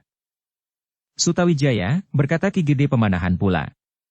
Aku akan pergi ke barak itu. Mudah-mudahan orang tua itu masih berada di sana. Aku ingin menyampaikan terima kasih kepadanya dan barangkali aku akan dapat mengenalinya kembali, seandainya aku pernah bertemu sebelumnya dengan orang itu. Sutawijaya mengerutkan keningnya. Dengan nada yang tinggi ia bertanya. Jadi ayahanda akan pergi menemuinya? Ya. Aku akan menemuinya. Sutawijaya menarik nafas dalam-dalam. Ternyata bahwa persoalan yang telah terjadi itu merupakan persoalan yang besar. Persoalan yang hampir saja menggagalkan seluruh kerja yang sudah dimulai ini, karena ayahnya itu ternyata sangat menyesal. Bahwa selama ini ia menganggap persoalan hantu-hantuan itu akan dapat diselesaikan oleh putranya dan pengawalnya yang terpercaya. Namun ternyata, tanpa Kiai Gringsing anaknya pasti sudah binasa. Sehingga tanpa Sutawijaya, baginya semua kerja yang sudah dimulai itu tidak akan ada artinya. Tanpa Sutawijaya maka segala cita-cita dan usaha sama sekali tidak akan berguna lagi bagi dirinya sendiri. Karena Sutawijaya merupakan lambang dari harapan di masa mendatang di atas tanah yang sedang dibukanya ini. Jadi, kapan ayah akan berangkat? Secepatnya. Besok bila matahari terbit, aku sudah berada di atas punggung kuda. Sutawijaya mengangguk-anggukan kepalanya. Ia menjadi semakin meyakini arti dari perbuatan Kiai Gringsing, Sumangkar, dan kedua anak-anak muda itu. Sengaja atau tidak sengaja, mereka telah membuka kemungkinan bagi tanah ini untuk berkembang selanjutnya. Demikianlah, di pagi hari berikutnya, Ki Gede Pemanahan sendirilah yang pergi menemui Kiai Gringsing dan Ki Sumangkar. Ki Sumangkar yang dahulu pernah berdiri berseberangan ketika Pajang harus menghadapi Jipang sebagai lawan, meskipun keduanya diperintah oleh Adipati yang masih mempunyai hubungan darah yang dekat. Dalam perjalanan itu, Ki Gede Pemanahan disertai putranya Raden Sutawijaya dan pengawal-pengawal pilihan. Bagaimanapun juga mereka masih harus berhati-hati menghadapi alas Mentaok yang padat pepat. Yang ternyata menyimpan rahasia yang tidak mudah diungkapkan. Seperti rahasia yang didekap sampai saat matinya oleh Kiai Damar dan Kiai Telapak Jalak. Hanya sebagian sajalah dari rahasia itu yang sudah terungkapkan. Tetapi masih ada bagian-bagian yang tersembunyi dan yang bahkan mungkin tidak kalah berbahaya dari yang sudah pernah terjadi. Maka di bawah tusukan cahaya matahari pagi yang menembus dedaunan, sebuah iring-iringan telah meninggalkan pusat pemerintahan Tanah Mataram menuju ke daerah yang baru dibuka di tepi alas Mentaok. Meskipun menurut perhitungan Sutawijaya, tidak akan ada lagi bahaya yang mengancam di sepanjang perjalanan, namun mereka tidak kehilangan kewaspadaan. Mereka tidak tahu pasti, apakah yang sebenarnya telah tersembunyi di balik pepohonan di sepanjang jalan. Tetapi seandainya ada juga sepasukan orang-orang jahat yang menghadang perjalanan itu, sebenarnya mereka tidak perlu cemas. Bahkan seandainya Kiai Telapak Jalak bangkit dari kuburnya atau seseorang yang setingkat dalam olah kanuragan akan berdiri di tengah jalan. Karena di antara mereka terdapat Ki Gede Pemanahan sendiri. Demikianlah maka iring-iringan itu pun kemudian menerobos hutan semakin dalam. Hutan-hutan yang semula rindang dan jarang, namun kadang-kadang mereka harus menembus hutan yang lebih pepat. Akhirnya mereka pun menjadi semakin dekat dengan daerah yang sedang dibuka, dan yang hampir saja kehilangan segala kesempatannya itu. Daerah inilah yang menjadi daerah pengaruh Kiai Damar, berkata Sutawijaya kepada ayahnya. Dan Kiai Telapak Jalak, bertanya Ki Gede Pemanahan. Di ujung yang lain dari daerah hutan yang sedang dibuka ini.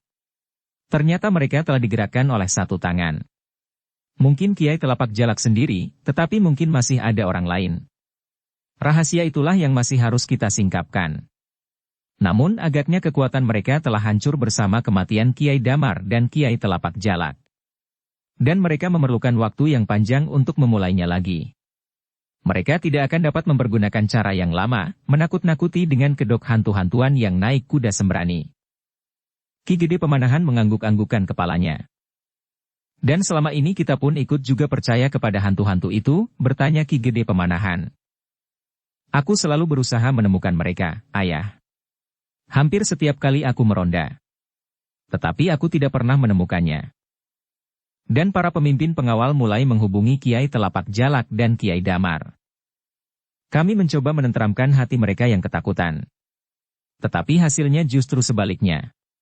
Ternyata keduanya adalah pelaku-pelaku utama dari pasukan hantu-hantuan itu. Ki Gede Pemanahan tidak menjawab lagi. Ketika ia menatap jalan sempit di hadapannya, tampaklah di ujung jalan setapak itu, cahaya yang menerawang di antara pepohonan hutan. Daerah itulah yang sudah ditinggalkan oleh penggarapnya. Mereka menjadi ketakutan dan tidak lagi berani meneruskan kerja mereka, membuka tanah garapan baru. Dan kita tidak berhasil mencegah hal itu? Tidak, ayah. Mereka telah menjadi ketakutan. Kami sudah mencoba menempatkan beberapa orang pengawal di antara mereka. Tetapi kita telah gagal. Ternyata di antara para pengawal itu terdapat juga kaki tangan Kiai Damar dan Kiai Telapak Jalak yang menumbuhkan keraguan-raguan di antara para pengawal sendiri. Ki Gede Pemanahan mengangguk-anggukkan kepalanya. Kini terasa betapa jauh akibat yang timbul dari persoalan yang semula dianggapnya sebagai persoalan yang kecil, yang perlahan-lahan akan dapat diatasi.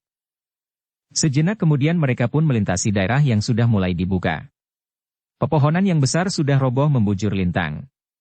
Bahkan di sana-sini terdapat beberapa buah gubuk yang sudah mulai rusak dan tidak terpelihara. Mereka sudah mulai membuka padukuhan-padukuhan kecil.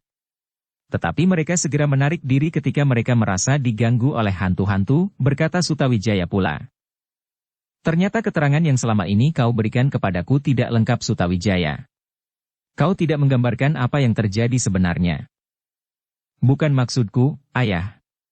Aku menganggap bahwa persoalannya tidak begitu penting untuk aku sampaikan kepada ayah. Aku kira, aku akan dapat mengatasinya sendiri sampai pada keadaan terakhir. Tetapi ternyata kita berhadapan dengan orang-orang yang mumpuni. Bukan saja dalam olah kanuragan, tetapi juga merupakan seorang perencana yang baik untuk mencoba menggagalkan usaha yang besar ini. Ki Gede Pemanahan tidak segera menjawab. Diangguk-anggukannya kepalanya. Terbayang betapa ketakutan dan kengerian yang menyelubungi tanah-tanah garapan yang sedang dibuka itu. Dan terbayang pula, usaha yang tidak kenal lelah dari Kiai Gringsing, murid-muridnya bersama Sumangkar untuk membuka kedok hantu-hantuan itu. Sejenak kemudian mereka pun telah berada di dekat barak yang sudah mulai ramai lagi oleh kesibukan penghuni-penghuninya yang sedang mengemasi alat-alat mereka yang selama ini hampir tidak pernah mereka sentuh. Mereka sudah akan mulai lagi dengan kerja mereka, membuka hutan yang lebat itu untuk tanah garapan. Ternyata kedatangan pasukan kecil itu benar-benar telah mengejutkan para pengawal. Mereka sama sekali tidak menduga bahwa Sutawijaya akan begitu cepatnya kembali, apalagi bersama Ki Gede Pemanahan sendiri. Karena itu, maka setiap orang di barak itu menjadi sibuk. Ada yang mempersiapkan tempat, ada yang berlari-lari ke dapur dan ada yang langsung menyongsong kedatangan pemimpin tertinggi dari Tanah Mataram yang sedang dibuka itu. Kedatangan Ki Gede Pemanahan disertai putra dan beberapa orang pengawal benar-benar tidak terduga-duga, sehingga para pengawal pun menjadi bingung menerimanya. Sejenak kemudian Ki Gede Pemanahan pun telah duduk di serambi barak yang masih belum teratur, karena anak-anak dan perempuan masih berada di barak itu pula. Mereka masih belum berani kembali ke barak yang diperuntukkan bagi mereka, meskipun agaknya keadaan telah menjadi semakin baik. Setelah menanyakan keadaan barak dan tanah yang akan mereka garap kembali, maka mulailah Ki Gede Pemanahan mencari-cari. Tetapi tidak ada seorang pun yang pernah dikenalnya atau pernah dilihatnya sebelumnya. Bahkan di antara mereka Ki Gede Pemanahan tidak melihat pula Sumangkar. Karena itu, maka Ki Gede Pemanahan pun segera bertanya kepada Wanakerti. Apakah orang yang menamakan dirinya Truna Podang masih ada di sini? Wanakerti mengerutkan keningnya. Namun kemudian ia menjawab. Tidak Ki Gede. Ki Truna Podang telah meninggalkan tempat ini bersama seorang saudaranya dan kedua anak-anaknya. Ki Gede Pemanahan menarik nafas dalam-dalam. Agaknya Kiai Gringsing benar-benar tidak mau menemuinya. Mungkin ia merasa belum datang saatnya, atau barangkali ia benar-benar tidak mempunyai waktu lagi untuk berada lebih lama di pinggir hutan itu. Mereka pergi ke Sangkal Putung, desis Sutawijaya. Kalau kita menyusul mereka berkuda, kita pasti akan menemukan mereka di perjalanan. Ki Gede Pemanahan menggelengkan kepalanya. Jadi maksud ayah? Ki Gede Pemanahan merenung sejenak. Kemudian katanya. Kita akan bermalam di sini. Besok kita kembali. Sutawijaya mengangguk-anggukan kepalanya. Namun rencana itu telah membuat Wanakerti menjadi bingung tetapi juga merasa tenteram. Sepeninggal Kiai Gringsing malam itu, mereka telah ditunggui oleh Ki Gede Pemanahan sendiri, sehingga seandainya masih juga ada bahaya yang mengancam barak itu, akan segera dapat teratasi. Tetapi di samping itu ia menjadi bingung juga, di mana nanti malam Ki Gede Pemanahan akan dipersilahkan tidur. Barak itu merupakan sebuah ruangan yang memanjang hampir tanpa batas. Di dalam barak itu, bahkan sampai di serambinya, telah penuh berderet-deret tikar dan alas tidur bagi penghuninya. Agaknya Ki Gede melihat kegelisahan Wanakerti. Karena itu maka katanya. Jangan bingung di mana aku akan tidur nanti malam. Aku adalah seorang prajurit. Setidaknya bekas seorang prajurit. Di masa kecil pun aku hidup di sebuah padesan yang bernama Sela. Aku sudah biasa tidur di sembarang tempat. Aku dapat tidur sambil duduk, bahkan sambil bersandar dan berdiri. Wanakerti tidak menyahut. Ia hanya mengangguk-anggukkan kepalanya saja. Dalam pada itu, selagi Ki Gede Pemanahan berada di daerah yang baru dibuka, yang baru saja dilanda oleh badai yang hampir menggagalkan segala usaha itu, Kiai Gringsing dan kedua muridnya bersama Ki Sumangkar sedang berjalan menuju ke Sangkal Putung.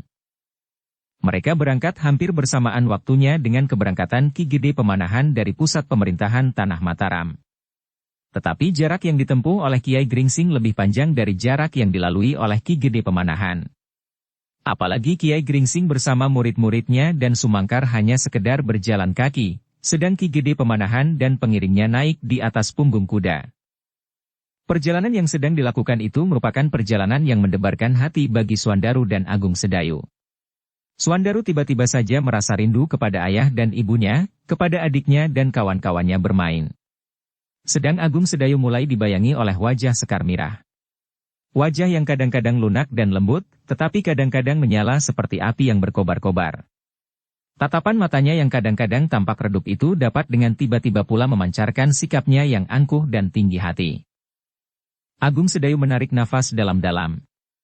Bagaimanapun juga ia sudah tertambat kepada gadis itu.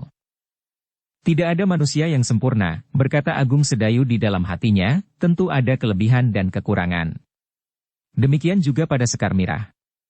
Aku melihat kelebihan yang ada pada dirinya sebagai seorang gadis yang lincah dan gembira, tetapi ada juga beberapa kekurangan.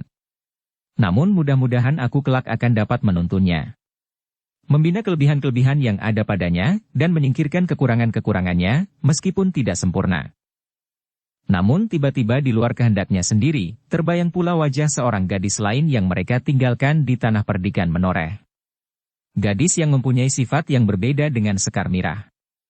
Meskipun keduanya sama-sama anak perempuan tunggal, tetapi Putri Ki Argapati itu sama sekali tidak manja, tidak tinggi hati dan hidup dalam suasana prihatin karena ibunya meninggal sejak lama, sehingga ia tidak banyak mempunyai kesempatan bermanja-manja. Kalau mereka kelak kawin, berkata Agung Sedayu di dalam hatinya. Swandarulah agaknya yang akan menjadi manja. Agung Sedayu menundukkan kepalanya. Dipandanginya jari-jari kakinya yang melangkah, di antara rumputan yang kering. Namun kemudian ia berkata pula di dalam hatinya. Mudah-mudahan mereka kelak berbahagia. Dan mudah-mudahan aku pun berbahagia juga. Agung Sedayu menarik nafas dalam-dalam. Tanpa disadarinya ia telah berada di paling belakang dari iring-iringan kecil yang menyusup di hutan yang semakin lebat. Meskipun tidak selebat dan seluas Alas Mentaok, tetapi Tambak Baya juga termasuk hutan yang jarang-jarang dilalui orang.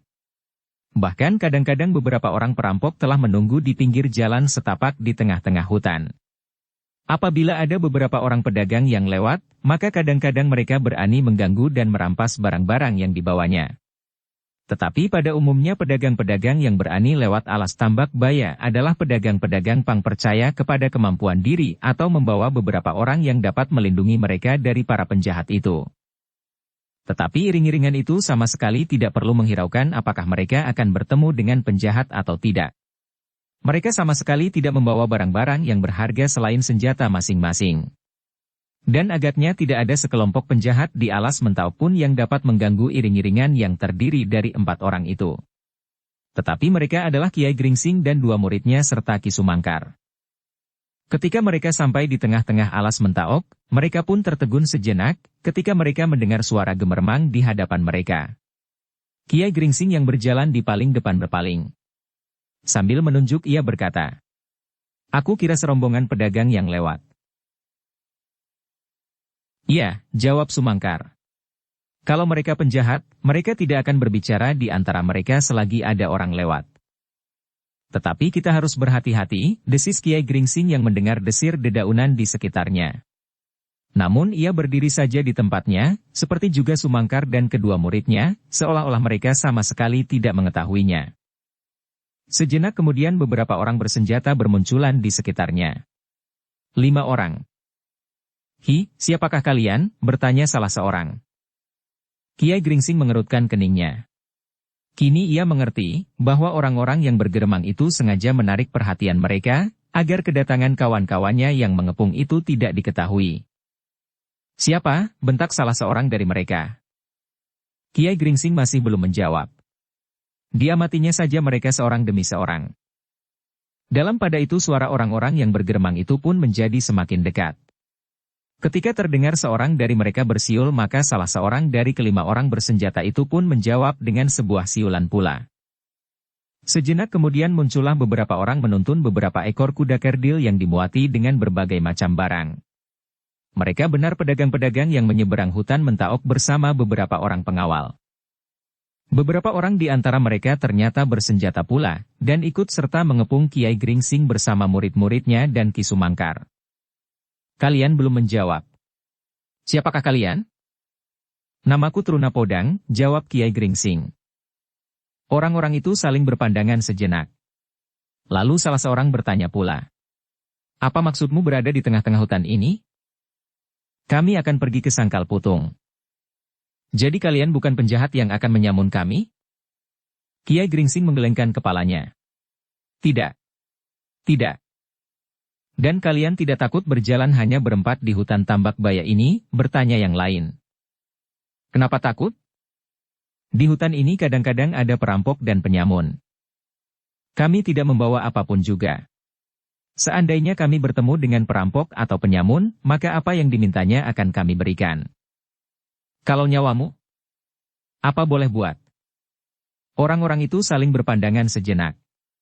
Namun mereka pun kemudian berbicara di antara mereka sendiri. "Kita berjalan terus," berkata para pengawal itu. Namun demikian seorang pedagang yang berambut putih tetapi masih cukup tegap dan kuat berkata, "Apakah kau tidak menjumpai penyamun di perjalananmu?" "Tidak. Aku tidak menjumpai seorang pun." "Dari manakah kalian sebenarnya?" "Kami datang dari Alas Mentaok. Dari daerah yang baru dibuka itu. Kami akan kembali ke Sangkal Putung untuk mengambil alat-alat lebih banyak lagi. Agaknya tanah yang sedang dibuka itu akan menjadi daerah yang ramai." Para pedagang dan pengawal itu tidak bertanya lagi. Mereka pun segera meneruskan perjalanannya. Agaknya mereka pun akan pergi ke Mataram atau daerah-daerah yang telah agak ramai di dekat pesisir kidul, di pinggir Kali Praga. Sepeninggal mereka maka Kiai Gringsing pun berkata, "Perdagangan ke daerah yang baru dibuka itu dan sekitarnya pasti menjadi semakin ramai. Jalan ini ternyata menjadi semakin banyak dilalui, menilik rerumputan yang sudah menjadi gundul di jalan setapak ini. Ki Sumangkar pun menganggukkan kepalanya sambil menjawab. Ya. Perdagangan di daerah selatan akan mengalir ke barat, tidak lagi ke timur.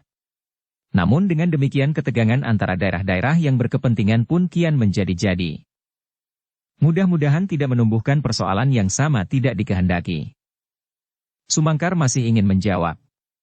Tetapi tiba-tiba ia menelan ludahnya seakan-akan ia telah menelan kata-kata yang hampir terloncat dari bibirnya. Di dalam hati ia bergumam. Aku lebih baik diam. Aku kira aku tidak perlu memberikan tanggapan atas kedua daerah yang sedang berkembang itu. Kalau lidahku salah ucap, maka akan dapat menumbuhkan banyak persoalan pada diriku, justru karena aku berasal dari Jipang. Mereka pun kemudian meneruskan perjalanan mereka pula di bawah sinar matahari yang semakin condong ke barat, menyusup di antara dedaunan, membuat garis-garis yang kemerah-merahan. Ternyata perjalanan di daerah yang masih berhutan lebat itu telah membuat langkah mereka menjadi agak lambat. Mereka harus menghindari kayu-kayu yang roboh dan merunduk di bawah dahan-dahan yang digayuti oleh sulur-sulur yang rendah. Namun karena jalan yang agaknya menjadi sering dilalui, maka mereka tidak banyak menjumpai kesulitan yang berarti. Meskipun demikian mereka tidak dapat mencapai Sangkal Putung di hari itu juga. Ketika matahari terbenam, mereka masih harus berjalan terus. Mereka mencoba menghindari padukuhan-padukuhan yang ramai di daerah Prambanan, supaya tidak menumbuhkan kecurigaan karena mereka masih kurang dikenal di Kademangan itu. Mereka lebih senang berjalan di bulak-bulak panjang atau apabila terpaksa, melintasi padukuhan-padukuhan kecil saja. Namun sekali-sekali mereka tidak dapat menghindari sebuah padukuhan yang cukup besar di hadapan perjalanan mereka. Tetapi karena hari masih belum terlampau malam, maka mereka pun tidak banyak mengalami gangguan. Hanya kadang-kadang seorang dua orang yang berdiri di ujung padukuhan menyapanya dan bertanya tujuannya. Tetapi mereka tidak pernah menghentikannya dan mengajukan pertanyaan-pertanyaan yang bersungguh-sungguh. Apalagi gardu-gardu peronda masih belum terisi, sehingga mereka tidak banyak mengalami gangguan. Demikianlah mereka berjalan semakin cepat. Setelah mereka melintas beberapa padukuhan, maka mereka kembali memasuki hutan-hutan yang membujur di timur. Tetapi hutan-hutan itu sudah bukan lagi hutan-hutan lebat. Di pinggir hutan itu telah banyak terdapat tanah garapan. Namun agaknya karena masih belum dibuat parit-parit yang dapat mengairinya, tanah garapan yang masih merupakan pategalan itu masih belum banyak menghasilkan. Meskipun demikian, di hutan-hutan yang tidak begitu lebat itu masih juga terdapat beberapa pasang harimau yang kadang-kadang mengganggu padukuhan-padukuhan di sekitarnya. Namun demikian Kiai Gringsing dan kedua muridnya beserta Sumangkar telah bertekad untuk berjalan terus, sehingga mereka akan sampai ke Sangkal Putung sebelum tengah malam. Untunglah bahwa mereka adalah orang-orang yang memiliki ketahanan tubuh yang baik karena latihan-latihan yang berat sebelumnya, sehingga meskipun mereka berjalan sehari penuh, bahkan lebih hampir separuh malam dengan waktu istirahat yang sangat pendek, namun mereka masih tampak cukup segar. Demikianlah ketika mereka menjadi semakin dekat dengan Kademangan Sangkal Putung, maka mereka pun menjadi semakin berdebar-debar. Kademangan itu sudah agak lama mereka tinggalkan, sehingga mungkin sudah ada beberapa perubahan yang cukup berarti. Namun kini Sangkal Putung sudah bukan menjadi daerah yang perlu mendapat perlindungan prajurit karena tidak ada lagi gangguan yang dapat mengancam Kademangan itu. Widura sudah tidak berada lagi di Sangkal Putung. Tetapi bersama-sama dengan untara mereka berada di Jati Anom. Agar tidak nampak jelas bahwa mereka sedang mengamat-amati perkembangan daerah baru itu, desis Agung Sedayu di dalam hati. Adalah kebetulan Kakang Untara berasal dari Jati Anom. Tetapi Agung Sedayu tidak mengatakannya kepada siapapun juga, meskipun ia mengira bahwa baik Kiai Gringsing maupun Sumangkar dan bahkan juga Suandaru mempunyai pikiran yang serupa itu pula. Tiba-tiba saja langkah mereka berempat itu tertegun ketika mereka mendengar derap beberapa ekor kuda. Sejenak kemudian muncullah di hadapan mereka dalam keremangan malam, bayangan beberapa orang berkuda mendekatinya, sehingga mereka pun harus segera menepi. Tetapi ketika tampak oleh para penunggangnya, maka kuda-kuda itu pun segera berhenti beberapa langkah dari Kiai Gringsing dan rombongannya. "Siapakah kalian?" terdengar salah seorang dari mereka bertanya. Kiai Gringsing mengerutkan keningnya. Ternyata mereka adalah prajurit-prajurit Pajang. Agaknya mereka sedang meronda. Namun memang agak berlebih-lebihan, bahwa di daerah yang aman ini mereka meronda bersama-sama 4 orang sekaligus.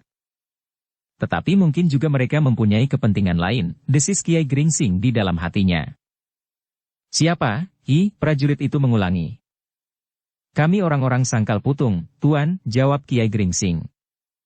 Dari mana? Dari mereka. Sejenak Kiai Gringsing termangu-mangu, namun kemudian. Kami baru saja kembali dari Prambanan menengok saudara kami yang tinggal di sana. Kenapa malam-malam begini? Kenapa tidak besok pagi atau siang tadi? Kami berangkat pagi-pagi dari Sangkal Putung. Dan kami berusaha untuk hari ini juga sampai di rumah kami, karena besok kami mempunyai kewajiban di sawah dan ladang kami.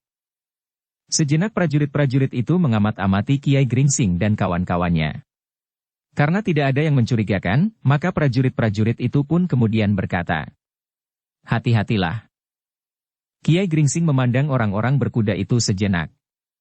Namun ia tidak sempat menjawab dan bertanya apapun lagi. Orang-orang berkuda itu pun segera meninggalkan mereka berdiri termangu-mangu. Ketika orang-orang berkuda itu sudah menjadi semakin jauh, maka Kiai Gringsing pun berdesis. Kenapa harus berhati-hati? Bukankah daerah ini sekarang menjadi daerah yang aman? Sumangkar mengangguk-anggukan kepalanya. Katanya, ya, daerah ini sebenarnya termasuk daerah yang aman sekarang. Mungkin sebagai prajurit adalah menjadi kebiasaannya untuk berpesan begitu kepada bawahannya, atau kepada siapapun juga. Kiai Gringsing pun mengangguk-anggukkan kepalanya pula. Tetapi pesan itu telah berkesan di hatinya. Meskipun demikian ia tidak bertanya-tanya lagi tentang pesan itu. Ternyata seperti gurunya, Agung Sedayu pun mempersoalkan pesan itu di hatinya. Namun kemudian ia berkata, mungkin aku terlampau peka mendengar setiap pesan orang lain setelah aku berada di daerah yang selalu diliputi oleh kegelisahan untuk waktu yang agak lama. Mudah-mudahan tidak ada persoalan apapun yang tumbuh lagi di daerah ini. Demikianlah maka keempat orang itu pun melanjutkan perjalanan mereka ke Sangkal Putung. Jarak itu menjadi semakin lama semakin pendek, sehingga akhirnya kaki mereka pun telah melangkah masuk ke dalam lingkungan wilayah Kademangan Sangkal Putung. Suandaru menarik nafas dalam-dalam. Sambil menengadahkan kepalanya ia berkata, alangkah segarnya udara Sangkal Putung. Kiai Gringsing tersenyum. Sambil mengangguk-anggukan kepalanya ia pun berkata, ya, alangkah segarnya udara Sangkal Putung. Setelah sekian lama kita meninggalkan daerah ini, masih juga daerah ini bersedia menerima kita lagi. Tanpa dikehendakinya sendiri Agung Sedayu pun tiba-tiba telah menarik nafas dalam-dalam pula, seolah-olah udara di atas daerah Sangkal Putung itu memang memberikan kesegaran bagi mereka. Demikianlah maka mereka pun segera melanjutkan langkah mereka. Seperti ketika berada di Prambanan, mereka pun berusaha menghindari padukuhan-padukuhan yang ramai agar perjalanan mereka tidak terganggu. Apalagi apabila orang-orang padukuhan itu mengenal mereka sebagai Suandaru, maka langkahnya pasti akan terhenti setiap kali untuk menjawab pertanyaan-pertanyaan yang pasti akan sangat menjemukan sebelum ia menghadap ayah dan ibunya, Demang di Sangkal Putung. Karena itu, maka mereka pun berusaha melalui jalan-jalan di bulak-bulak dan bahkan kadang-kadang lewat pematang yang memintas. Selain menghindari orang-orang Sangkal Putung yang kebetulan sedang meronda, dengan demikian mereka pun akan segera sampai ke induk Kademangan. Tetapi, apabila perlu, untuk menghindari peronda di gardu-gardu yang terletak di mulut lorong padukuhan, maka mereka justru lewat jalan yang agak memutar, sekedar untuk menghindari gardu itu.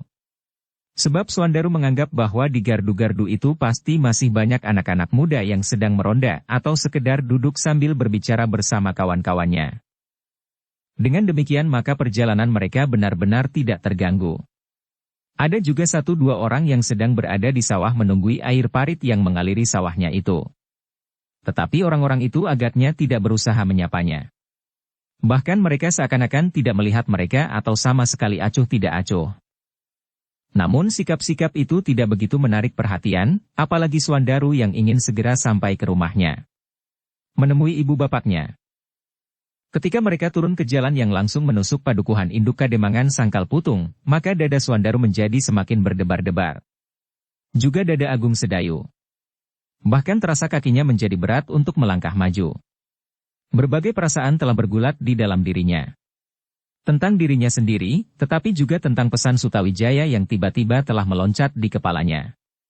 Pesan untuk kakaknya Untara yang seolah-olah telah menempatkan dirinya ke dalam suatu keadaan yang dipisahkan oleh batas yang tidak kasat mata.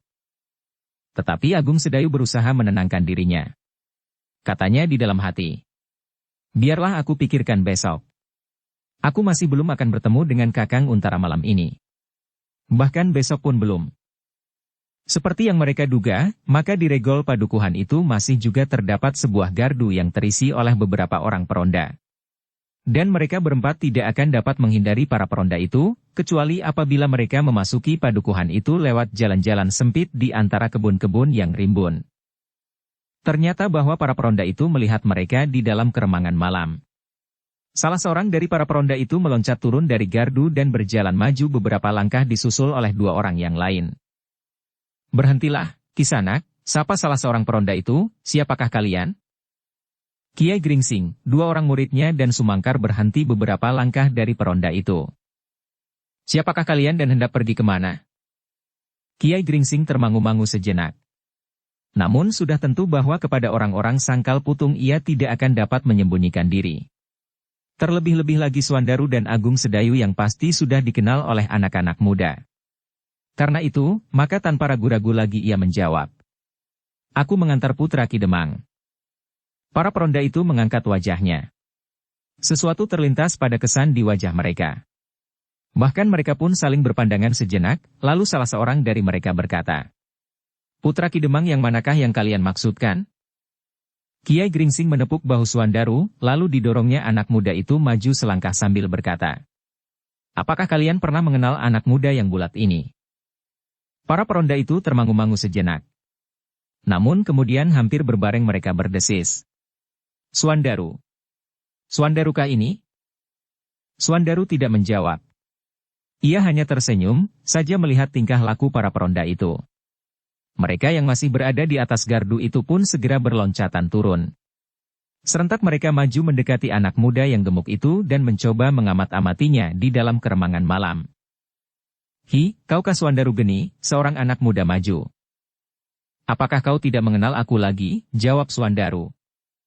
Oh, kau, seorang anak muda yang lain langsung menepuk perutnya. Kau masih juga sebulat jeruk gulung.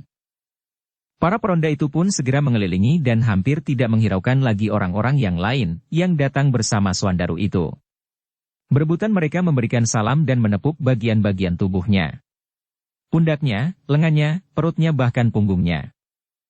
Kau agak susut sedikit, berkata seorang anak muda yang tinggi kekurus-kurusan. Tetapi dengan demikian kau menjadi semakin tampan. Ya, badanmu agak susut sedikit. Ya. Suandaru menjadi bertambah langsing. Dan seperti yang dicemaskan Suandaru itu pun terjadilah. Seperti Grojogan Sewu, kawan-kawannya melontarkan 1000 macam pertanyaan berurutan sehingga Suandaru menjadi bingung. Kemana saja kau selama ini, Suandaru? Dan sebelum Suandaru menjawab, yang lain telah memotong. Kami sangat merindukan kau. Apakah kau pergi bertapahi? Dan yang lain. Hi, apakah kau membawa oleh-oleh buat kami? Suandaru tertawa saja. Katanya kemudian. Simpanlah pertanyaan kalian. Aku akan segera menemui ayah dan ibu lebih dahulu. Besok datanglah ke Kademangan. Kita dapat berbicara semalam suntuk sambil membakar sate. Setuju? Ya, baik, baik. Besok kita akan datang. Kau harus memotong seekor kambing yang gemuk dan muda. Semudah kau? Bertanya Suandaru. Anak-anak muda itu tertawa, dan Suandaru berkata, sekarang, aku minta izin untuk menemui ayah ibuku lebih dahulu, karena mereka memang sedang menunggu kedatanganku. Iya, iya. Silahkan. Tetapi besok jangan ingkar janji. Aku tidak pernah ingkar. Aku undang kalian besok ke rumah. Aku akan memotong seekor kelinci, seekor kambing. Kambing yang paling baik buat makan bersama kawan-kawan sekalian. Demikianlah maka Suandaru pun minta diri kepada kawan-kawannya, yang melepaskannya sambil berkata hampir berbareng. Besok kami akan datang. Lepas matahari turun di barat. Ya. Lepas matahari turun. Menjelang senja. Aku datang menjelang senja. Baik, baik. Menjelang senja. Jadi, yang mana? Aku menunggu kapanpun kalian datang, sahut Suandaru. Anak-anak muda itu tertawa. Mereka kemudian memandang Suandaru berjalan di antara 3 orang kawan-kawannya. Semakin lama semakin jauh dari gardu itu dan hilang di dalam gelapnya malam. Mereka masuk ke jalan padukuhan semakin dalam menuju ke halaman rumah Kademangan. Siapakah 3 orang yang lain? Bertanya salah seorang anak muda yang berdiri di sebelah gardu. Kawannya menggelengkan kepalanya. Entahlah. Mungkin pengiring-pengiringnya. Aku pernah melihat. Mereka adalah orang-orang yang dahulu berada di Kademangan atau di Banjar. Yang tua itu pun aku pernah melihat. Yang seorang agaknya yang selalu mengawasi Sekar Mirah, apalagi kalau bepergian. Oh ya. Orang tua itu agaknya pemomong Sekar Mirah. Tetapi tidak sejak kecil. Mungkin karena ia menjadi semakin dewasa dan semakin cantik diperlukan seorang pengawas yang khusus. Yang seorang, kita pun pasti pernah melihat. Dahulu, ketika daerah ini masih dibayangi oleh kekuatan Tohpati yang bergelar Macan Kepatihan. Oh, iya. Dan yang muda itu adalah adik Untara, aku ingat, anak muda itu adik Panglima pasukan Pajang di daerah ini. Anak muda yang berasal dari Jati Anom. Oh, iya. Aku ingat sekarang. Anak muda yang rendah hati yang ternyata telah menyelamatkan padukuhan ini dari terkaman Tohpati. Aku ingat sekarang. Aku ingat bagaimana ia datang ke padukuhan ini. Bagaimana ia mendapat banyak perhatian dari setiap orang, dan terutama Sekar Mirah. Bagaimana kemudian Sidanti menjadi cemburu kepadanya. Oh, jelas sekali. Kenapa aku tadi tidak menyapanya, hi? Kenapa aku, dan kau dan kita semua tidak bertanya apapun kepadanya? Kita agaknya ragu-ragu. Atau belum teringat tentang dirinya dan kedua orang tua-tua itu. Ah, besok kita bertemu lagi dengan mereka. Besok kita akan dijamu oleh Suandaru dengan seekor kambing yang gemuk dan muda. Kita dapat bertanya tentang apa saja dan tentang anak muda yang bernama Agung Sedayu itu. Hah, bukankah namanya Agung Sedayu? Ya, namanya Agung Sedayu. Sekarang kita ingat jelas tentang dirinya. Agung Sedayu. Agung Sedayu. Kawan-kawannya mengangguk-anggukan kepalanya. Sekilas teringat oleh mereka, apa yang pernah dilakukan oleh Agung Sedayu. Di tengah malam ia datang seorang diri selagi Sangkal Putung dibayangi oleh kekuatan sepasukan prajurit Jipang yang dipimpin oleh Macan Kepatihan. Hampir tidak masuk akal bahwa seorang anak muda yang bukan prajurit, mempunyai keberanian seperti Agung Sedayu. Tentu ia memiliki keberanian yang berlebihan, berkata mereka di dalam hati. Karena ia adalah adik seorang senapati muda yang namanya sejajar dengan Tohpati yang bergelar Macan Kepatihan itu. Namun mereka sama sekali tidak membayangkan bahwa Agung Sedayu saat itu hampir pingsan ketika ia melihat pohon randu alas yang besar di tikungan, yang seolah-olah mencegatnya dengan sorot matanya yang hanya sebuah genderuwo yang hanya bermata tunggal. Dan tidak seorang pun yang membayangkan pula, bagaimana Agung Sedayu berusaha melarikan diri dari kejaran alap-alap Jalatunda. Sehingga dengan ketakutan ia membenamkan diri ke dalam parit di pinggir jalan. Tetapi semuanya itu seolah-olah tidak membekas lagi di dalam diri Agung Sedayu itu. Seperti yang dilihat oleh orang-orang Sangkal Putung, Agung Sedayu adalah pahlawan bagi mereka, bagi Sangkal Putung. Pahlawan yang rendah bati. Demikianlah maka keempat orang itu sudah menjadi semakin dekat dengan halaman rumah Ki Demang di Sangkal Putung. Dengan demikian hati anak-anak muda itu pun menjadi semakin berdebar-debar. Apalagi ketika mereka melihat sebuah pelita di gardu yang ada di pinggir regol halaman Kademangan. Dada Suandaru pun serasa terguncang karenanya. Sudah lama sekali ia tidak melihat suasana itu. Suasana yang rasa-rasanya seperti di dalam mimpi. Setelah untuk beberapa lamanya Suandaru berada di pinggir alas Mentaok bergulat dengan hantu-hantuan yang dikendalikan oleh Kiai Damar dan Kiai Telapak Jalak. Seperti di gardu di ujung lorong, maka para peronda di regol halamannya itu pun menjadi ribut. Mereka mengerumuni Suandaru sambil menepuk-nepuk tubuhnya yang gemuk itu. Seluruh Kademangan sudah menunggu kedatanganmu, berkata salah seorang dari mereka. Suandaru mengangguk-anggukan kepalanya. Terima kasih. Agaknya karena itulah aku selalu kedutan di belakang telinga. Agaknya keributan di halaman itu telah membangunkan Ki Demang di sangkal putung, sehingga ia pun kemudian bangkit dan pergi ke pintu peringgitan. Kenapa anak-anak itu menjadi ribut? Ia bertanya kepada diri sendiri. Ki Demang pun kemudian membuka pintu peringgitan dan menjenguk ke halaman. Dilihatnya beberapa orang yang berkerumun sambil berbicara di antara mereka. Sejenak Ki Demang termangu-mangu. Namun kemudian ia pun melangkah mendekati para peronda yang sedang ribut itu. Tiba-tiba saja langkah Ki Demang tertegun. Lamat-lamat ia mendengar suara yang dikenalnya baik-baik. Suara anaknya. Sehingga tanpa sesadarnya ia bertanya dari tangga pendapa. "Hi, siapa itu?" Semua orang berpaling ke arahnya. Juga Suandaru, Agung Sedayu, Kiai Gringsing, dan Ki Sumangkar. "Ayah!" tiba-tiba Suandaru berteriak. Sejenak kemudian ia pun segera berlari mendapatkan ayahnya yang berdiri di tangga pendapa. "Ayah, aku datang," desis Suandaru kemudian sambil memeluk perut ayahnya karena ayahnya masih berada di atas tangga. "Kau sudah pulang," suara ayahnya tiba-tiba menjadi dalam. Ditepuknya kepala anaknya beberapa kali. Lalu, "Dengan siapa kau datang?" Suandaru melepaskan ayahnya sambil berpaling. Dilihatnya Kiai Gringsing, Sumangkar, dan Agung Sedayu melangkah mendekatinya. "Oh, selamat datang Kiai," sapa Ki Demang sambil turun dari tangga. "Marilah, silahkan." Kiai Gringsing dan Sumangkar menganggukkan kepalanya. Hampir berbareng mereka menjawab. "Terima kasih Ki Demang. Dan agaknya kau juga Sedayu." "Iya, Ki Demang.